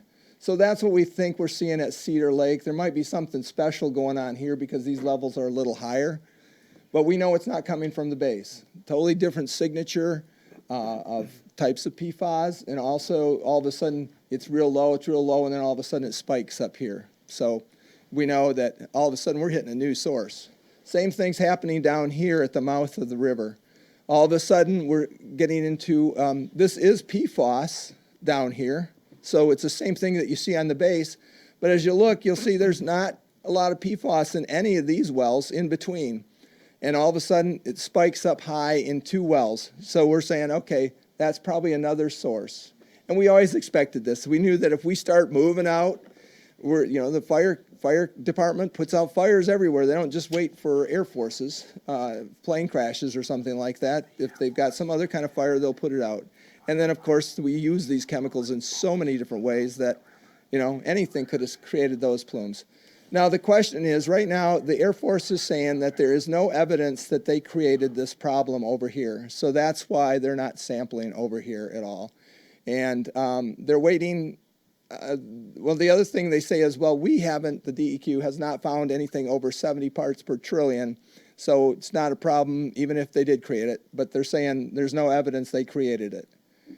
And then also out here, they say there's another source. They haven't told us what the other source is, but they say it's not them. So we're not sure what that's all about. And we'll be talking to them about that.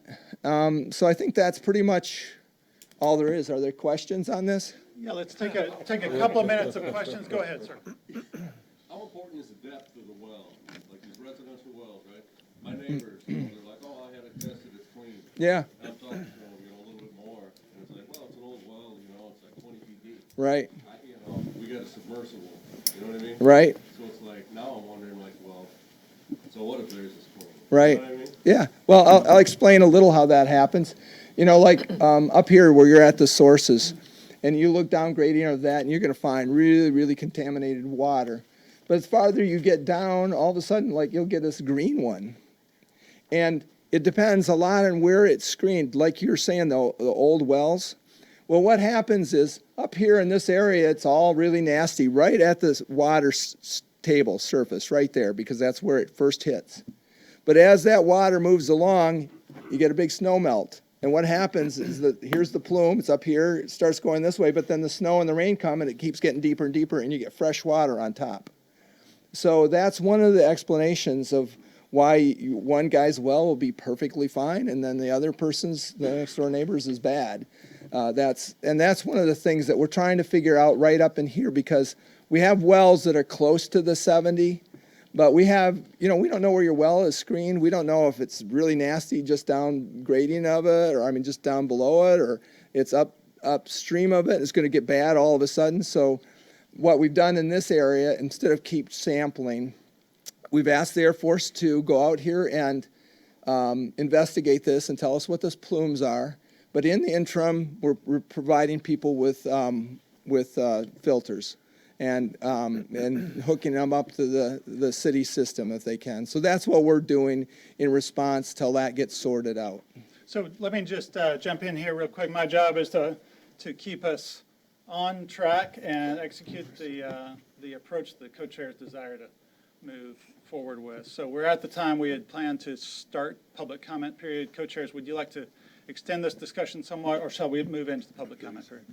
Yeah, extend it a little bit more for Bob. Okay, so let's take about 5 more minutes or so. Yes, sir, right here. Yes, Yeah, my question is the testing you've done on the east side of Van Etten Lake, is the fingerprint that you found match the fingerprint of the foam on the base? Well, it's kind of, we did do some fingerprinting, and in this area, down here at the lower end, that matches on both sides.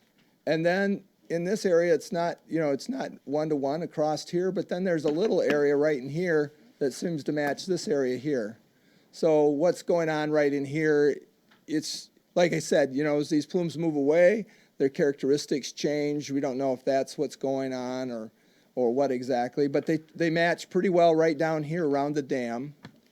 and then they match in this little area here, and then there's a couple out in this area. We're not sure what's going on exactly with those. Mr. Cummings had a question. Yes, sir. Yes, I'd like to address the comment about Clark's Marsh, that area of purple there. That's correct. And a few meetings ago, when Dr. Termath was here, I brought up the question of Clark's Marsh, whether or not it was really considered to be part of the base, because there was a contention between Mr. Mars and I that he alleged that it was not. Dr. Termath clarified publicly that it was considered part of the base.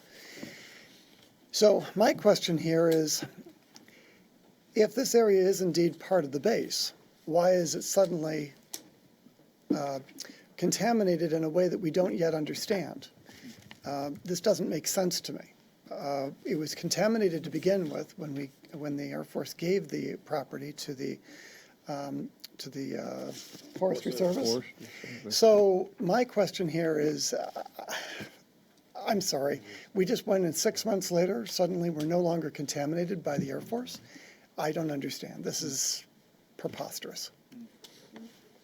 So it sounds like you'd like clarification from the Air Force on, Clarification's a very kind word. that's what I try to, on my good days. Yes, sir. I'm trying to figure out how to frame that into a specific action. What I think you should play back the tape and find one. Yeah, okay. Or great. you'll have All it. right, we'll do, yes, sir. Okay. Arnie, you've Quick thing for Bob. You found a hot spot, AFFF possibly, at the mouth of the Osalbo River. About 6 months ago, someone told me, and I can't remember now who, so hopefully I remember, that the Air Force firefighting teams had boats at the mouth of the river in case there was a crash on the big lake.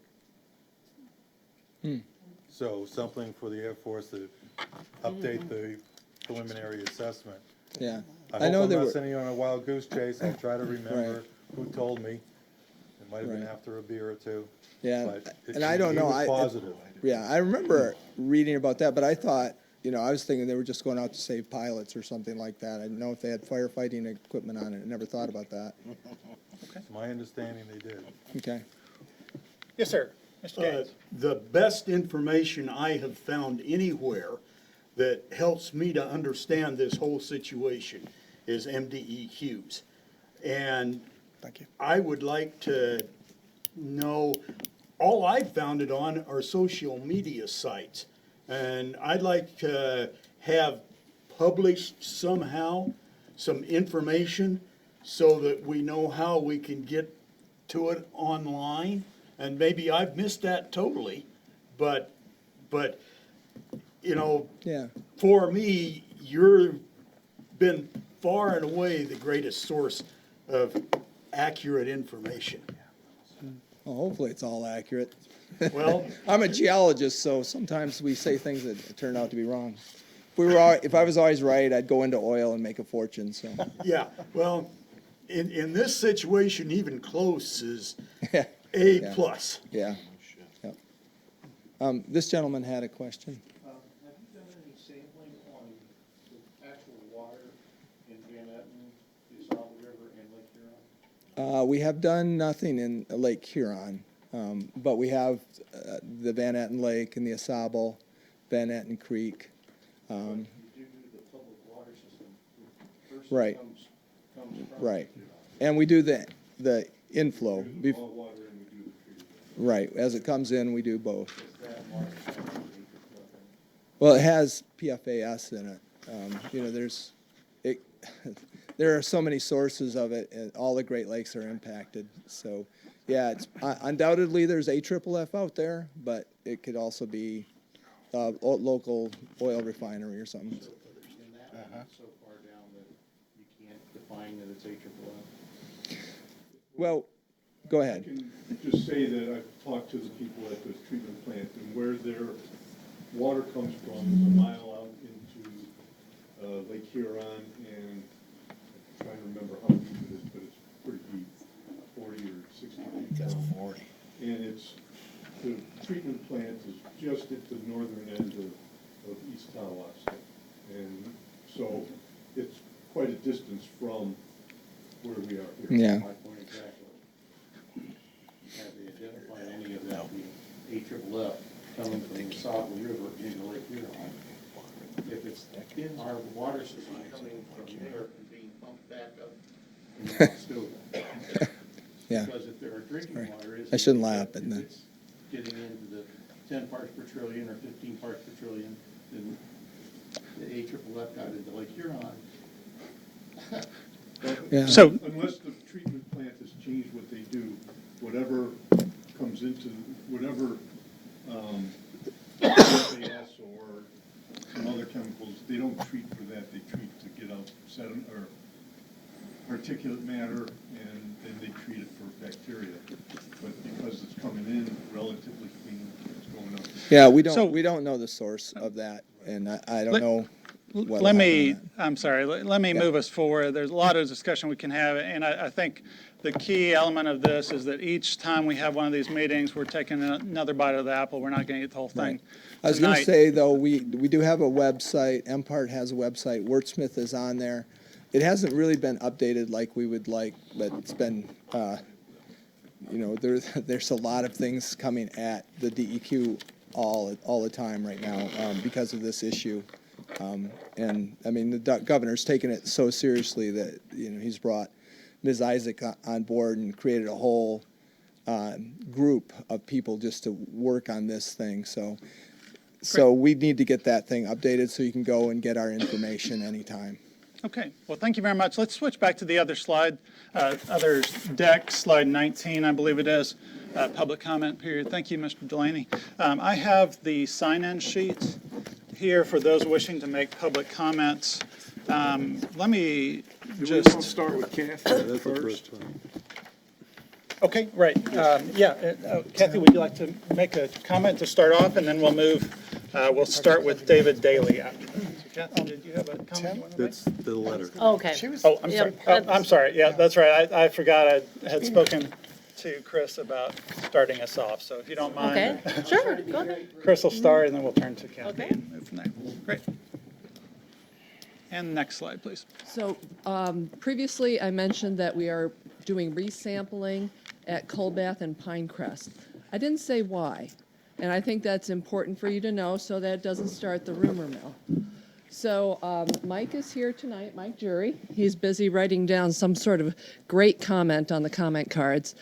But he takes care of making sure that the monitoring wells, and some people might call them test wells, that were put into these neighborhoods get checked on a quarterly basis. He looks over the information that comes back and sees what's happening with the groundwater plume. And he noticed the last time that Colbath was sampled, one of those monitoring wells went up and it was over 70. A monitoring well is not a drinking water well, but it gives you an indication of what's going on in the groundwater. As Bob's talked about, Beth has talked about, Mike has talked about previously. So he turned to me at the State Health Department and also to the District Health Department and said, I don't know what's going on over here, but I think it would be a good idea to resample the wells in this neighborhood that are near the monitoring well, the drinking water wells. So we discussed it with him and we said, we think that's a good idea. He had also looked at the information in the Pinecrest neighborhood. That's the neighborhood across from the school. And he noticed in the monitoring wells that are on the school property, one of the high wells had gone down to non-detect.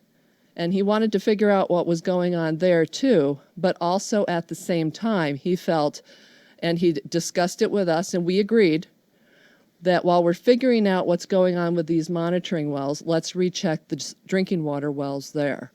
So that's why it's going on. It's not because that a drinking water well was found to have higher concentrations in it, because we don't have that resampling data yet.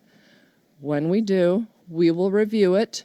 We'll discuss it with DEQ and with the District Health Department, trying to figure out, is this showing a trend that the drinking water wells are going up?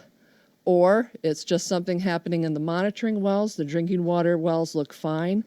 We're going to look at it and give updated information. So if that happens, say when there's the next town hall or when there's the next RAB, we'll have information to the community.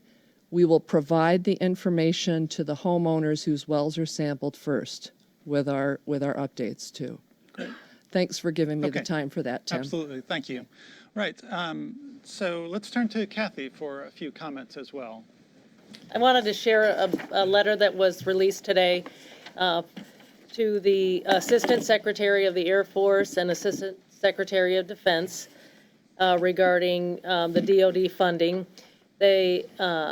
The letter is penned by Dan Kildee, Gary Peters, and Debbie Stabenow. We ask that the DoD use this year's funding to prioritize stopping additional contamination of groundwater and surface water coming from Wurtsmith. And this is from the, regarding the PFAS. Congress increased funding for environmental remediation at BRAC bases by $54 million, increasing the program to $310 million. In the accompanying committee report, it states specifically that the Secretary of the Air Force should prioritize cleanup at PFAS-contaminated sites. While we recognize there is significant backlog of environmental remediation projects, the DoD should focus its funding on sites such as Oscoda, Michigan, that Congress intended. In 2016, EPA established a new lifetime health advisory. Cleanup criteria for groundwater for the protection of drinking water was established in January of 2018. Furthermore, the state of Michigan has water quality standards which apply to surface water and also to groundwater venting to surface waters. Michigan regulations specify that the water quality standards shall be met in all waters of the state. The DoD must comply with Michigan's water quality standards and cleanup criteria and must stop the movement of the contamination from the former base into groundwater and surface waters near Wurtsmith. There still is significant volume of PFAS contamination in the groundwater on the former base and flowing off the base into groundwater and entering surface water. The DoD should purchase and install additional GAC filtration systems to treat the groundwater and ensure it is complying with Michigan's laws to prevent further contamination. The MDEQ estimates that in 2018 alone, $36 million must be spent on remediation at Wurtsmith. Of that money, $33 million is needed to fund 6 treatment systems that withdraw contaminated groundwater, treat it using the GAC filtration systems. All 6 GAC systems would treat the plumes that directly contaminate Vanetton Lake in Oscoda near Wurtsmith. One of the GAC systems would also treat a portion of the plume impacting a children's YMCA camp on the lake. In addition, $3 million would be used for expansion of the currently planned GAC system. Overall, to completely remediate the PFAS contamination at Wurtsmith, the MDEQ estimates it will cost $180 million. The community of Oscoda has this contamination done to them. It was not the local community's fault. The residents of Oscoda have already suffered through the closure of Wurtsmith. They should not continue to suffer from the DoD's actions.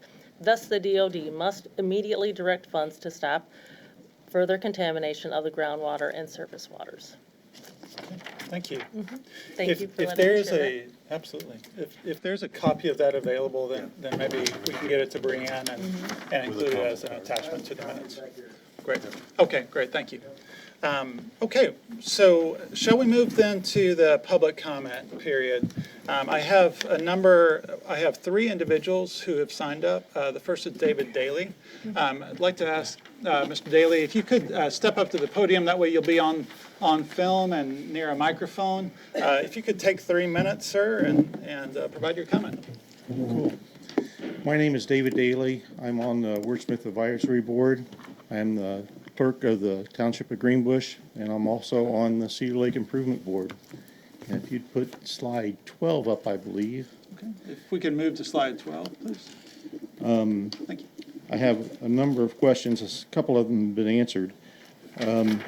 On Clark's Marsh, there's an earthen dam that keeps most of the water and stuff up there.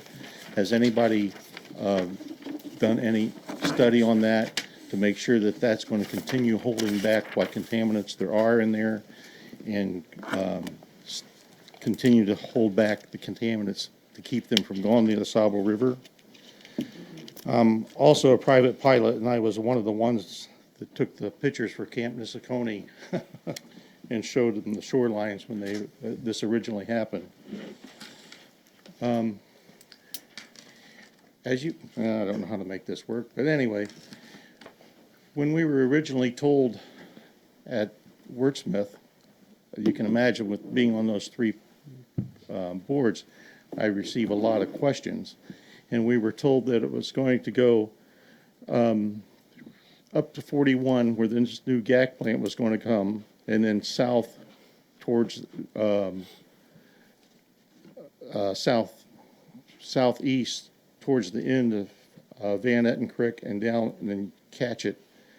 And then the second phase was going to take that same process and go up. Green button on this. We were told that it was going to go from capture water and come down through here and capture all the contaminants coming off of Wurtsmith. Then the second phase was going to go out this way and capture all the stuff that was going to go through, and I wondered why there was going to be two phases, because we know that there's contaminants flowing up here. What wasn't investigated was what was going to happen coming from Clark's Marsh and going this way. We know that there's a catcher's mitt, or that's how it was contained to stop stuff from going this way, but not out in here from going that way. And there's another one that was going in here that's going to be, now I've heard, instead of putting it out here and catching everything, we're going to put it here and catch what they were catching. I just want to know which way it's going to be. Are we going to do something to catch all the stuff coming here, all the stuff coming here, and all the stuff coming here? And when that's going to happen. And I already talked about the water coming from the public stuff from Lake Huron. So those are the questions I have. Great. Thank you. And if we do find contamination on Cedar Lake, you guys need to bring in the Cedar Lake Improvement Board also. Great. All right. Thank you very much, sir. Let me take a minute here real quick to check in with the RAB members. Are there action items, any future agenda items, anything that we should capture from that comment? Yes, sir. You know, there's a past action item that we haven't heard anything about, and as a school board member, that's kind of exciting to me, and that's responsibility in the Oscoda area schools, Pinecrest area. Okay.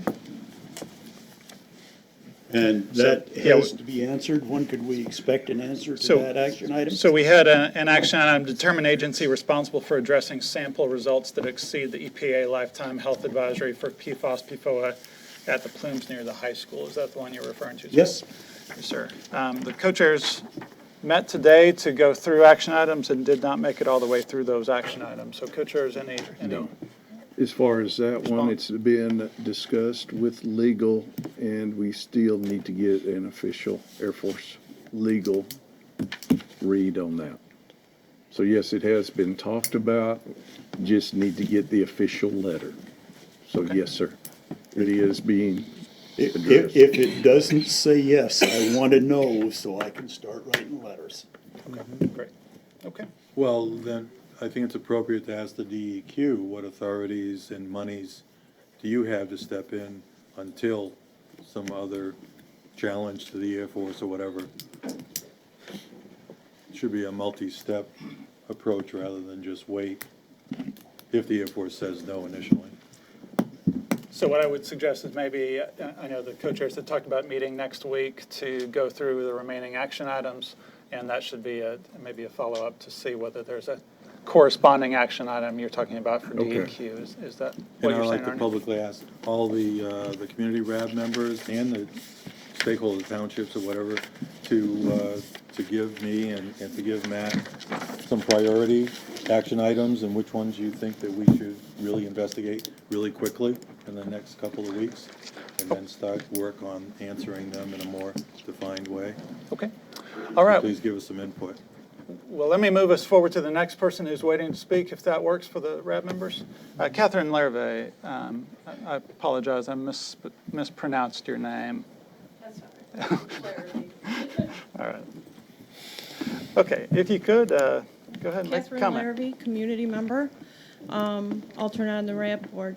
I just have a few questions. On the 16th, Monday the 16th, my husband and I observed like a film or a slush on Lake Van Etten. We live on Loud, directly across from Ratcliffe Park. I do have photos of it, which I kind of sent around to various people, and I'm sure they've been shared. I would like to know what we're going to do. And when.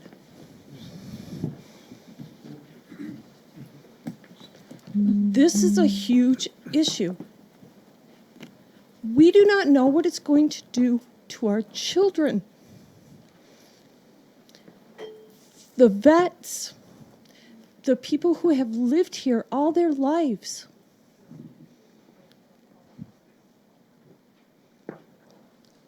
I want answers.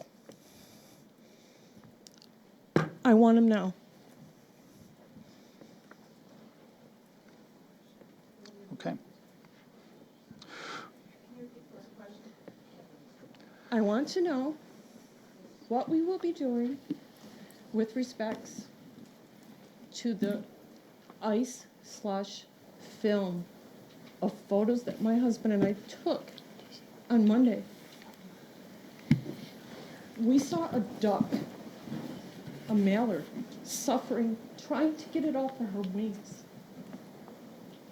Okay, so I'll start with your second half of your question first. I've been in contact with the Department of Natural Resources. And I'm sorry, if you could step near that mic, just so the folks on the computer can hear as well. Thank you. Okay, great. So her question was, I'm going to start with the second half of her question, which was about wildlife related. So as soon as I got the call about the duck in problems, I've talked to DNR. If we find a duck that is having terrible problems or is unfortunately deceased, then please contact me. I've given that information out, and then DNR will come and we will collect that duck and we will test the duck to find out what the issue is. So is there a problem with this film on the lake causing the duck to have a severe problem? We don't know that. But I've set up a process so that if there is a problem, that we have a way to deal with it. So that has been taken care of, that I see. So that is once again where something happens, that we are happy to hear from you about these issues, because my staff, we cover a lot of counties. I'm not making excuses, but the real answer is that I have only so many people. They cover a lot of counties, and we really are happy when you call us and let us know of issues. So, as one of those 10 state departments, I talked with DNR about this too when I heard about it. Okay. And by the way, your pictures, we also reviewed those. Okay. But DNR, as another state department, will do the lifting on this issue related to your ducks. And they did promise me at the executive level that if there is anything, it gets referred to them and they will put their process in place and take care of it. Okay. So I we took that understand very about the seriously. wildlife.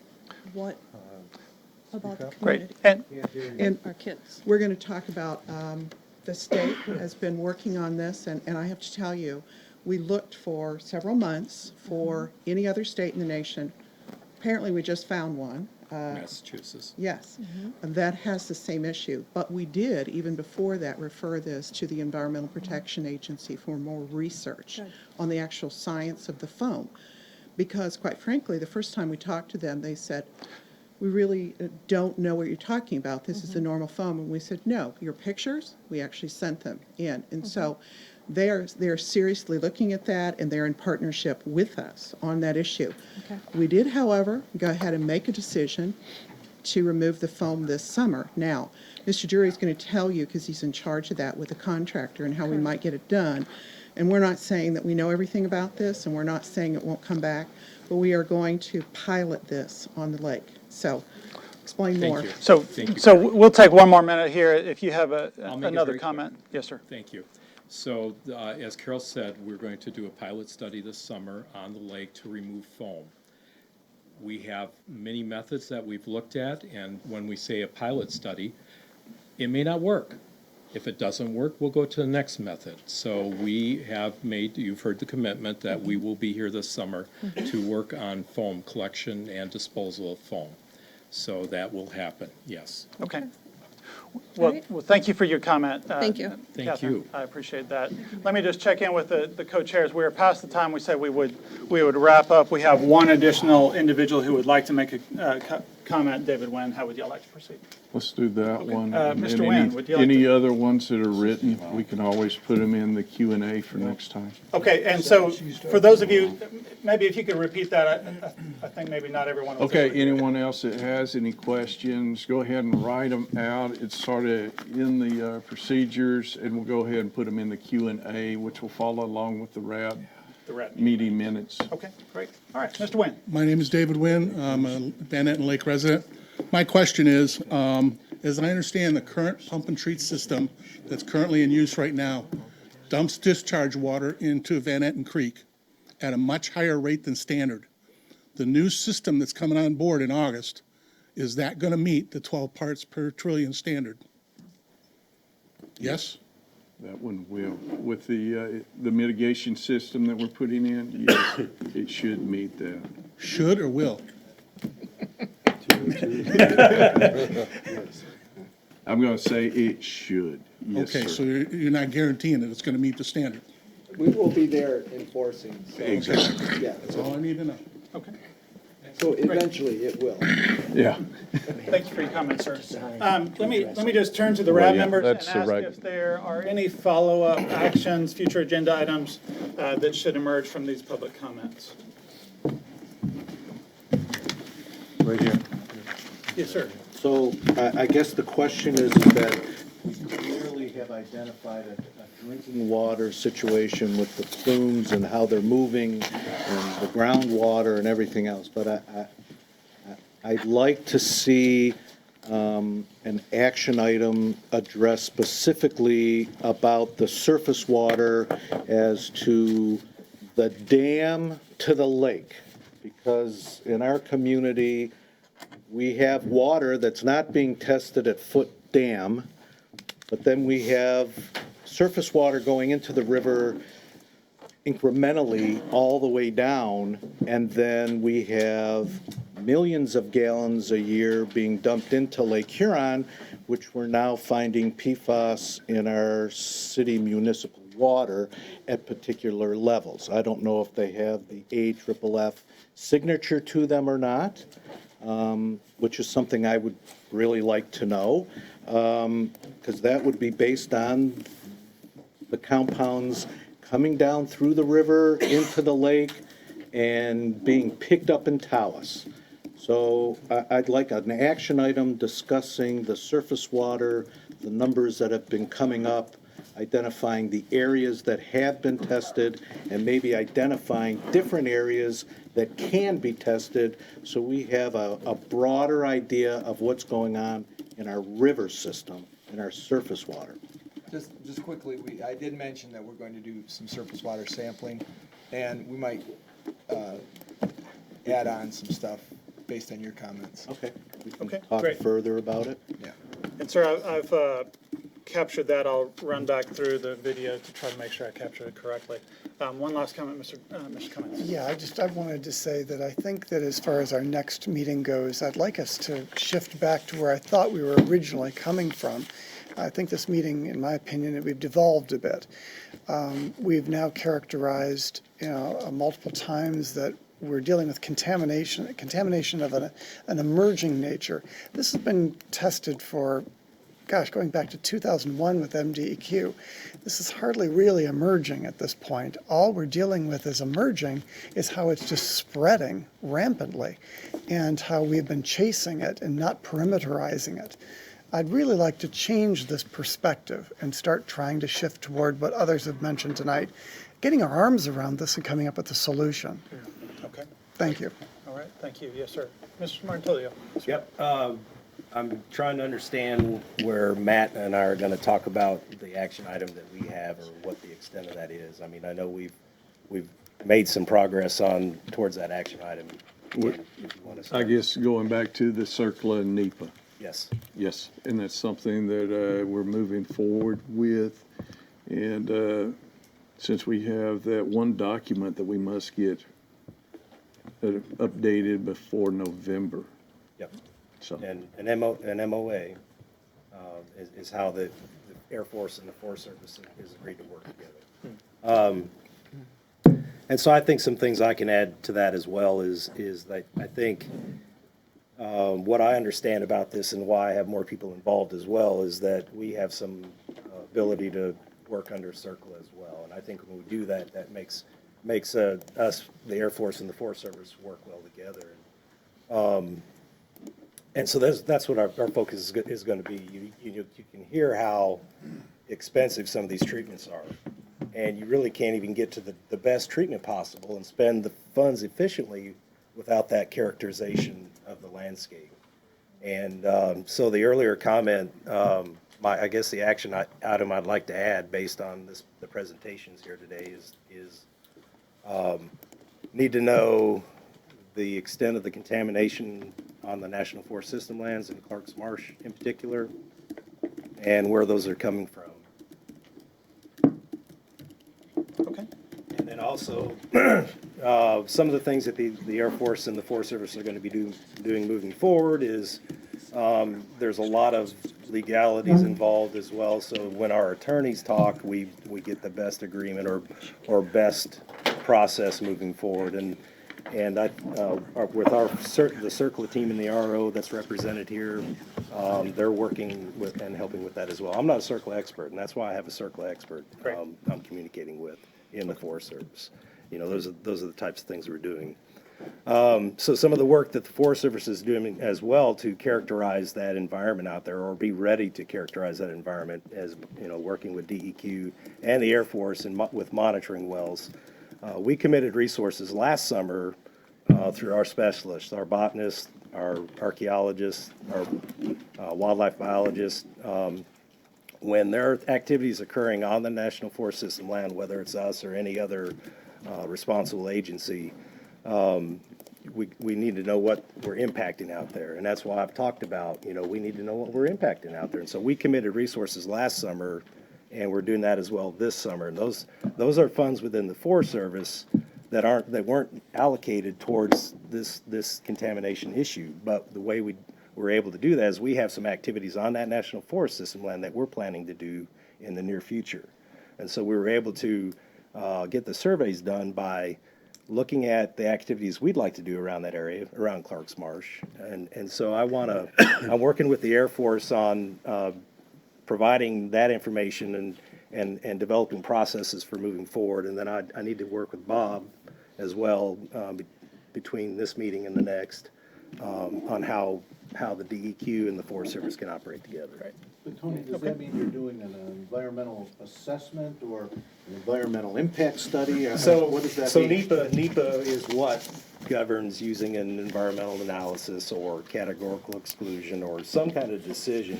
And so all this data feeds that impact or analysis that's done. And I was talking with the Air Force about that process and how when we have impacts to potential species, that there's consultation with U.S. Fish and Wildlife Service as well that determines what are the impacts valid?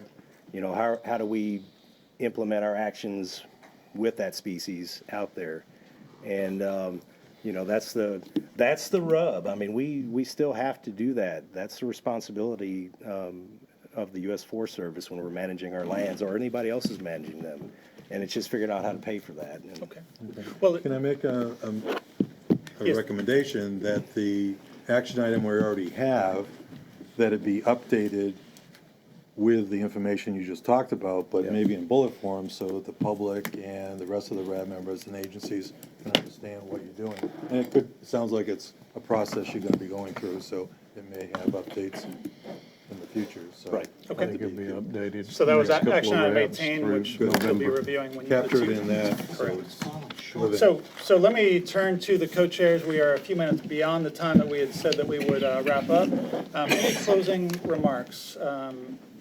Arnie, anything? Well, the only one I want to ask again is that anyone in the public through, contact one of the community RABs members and make suggestions on what's important to you after you've read the minutes, maybe looked at the video.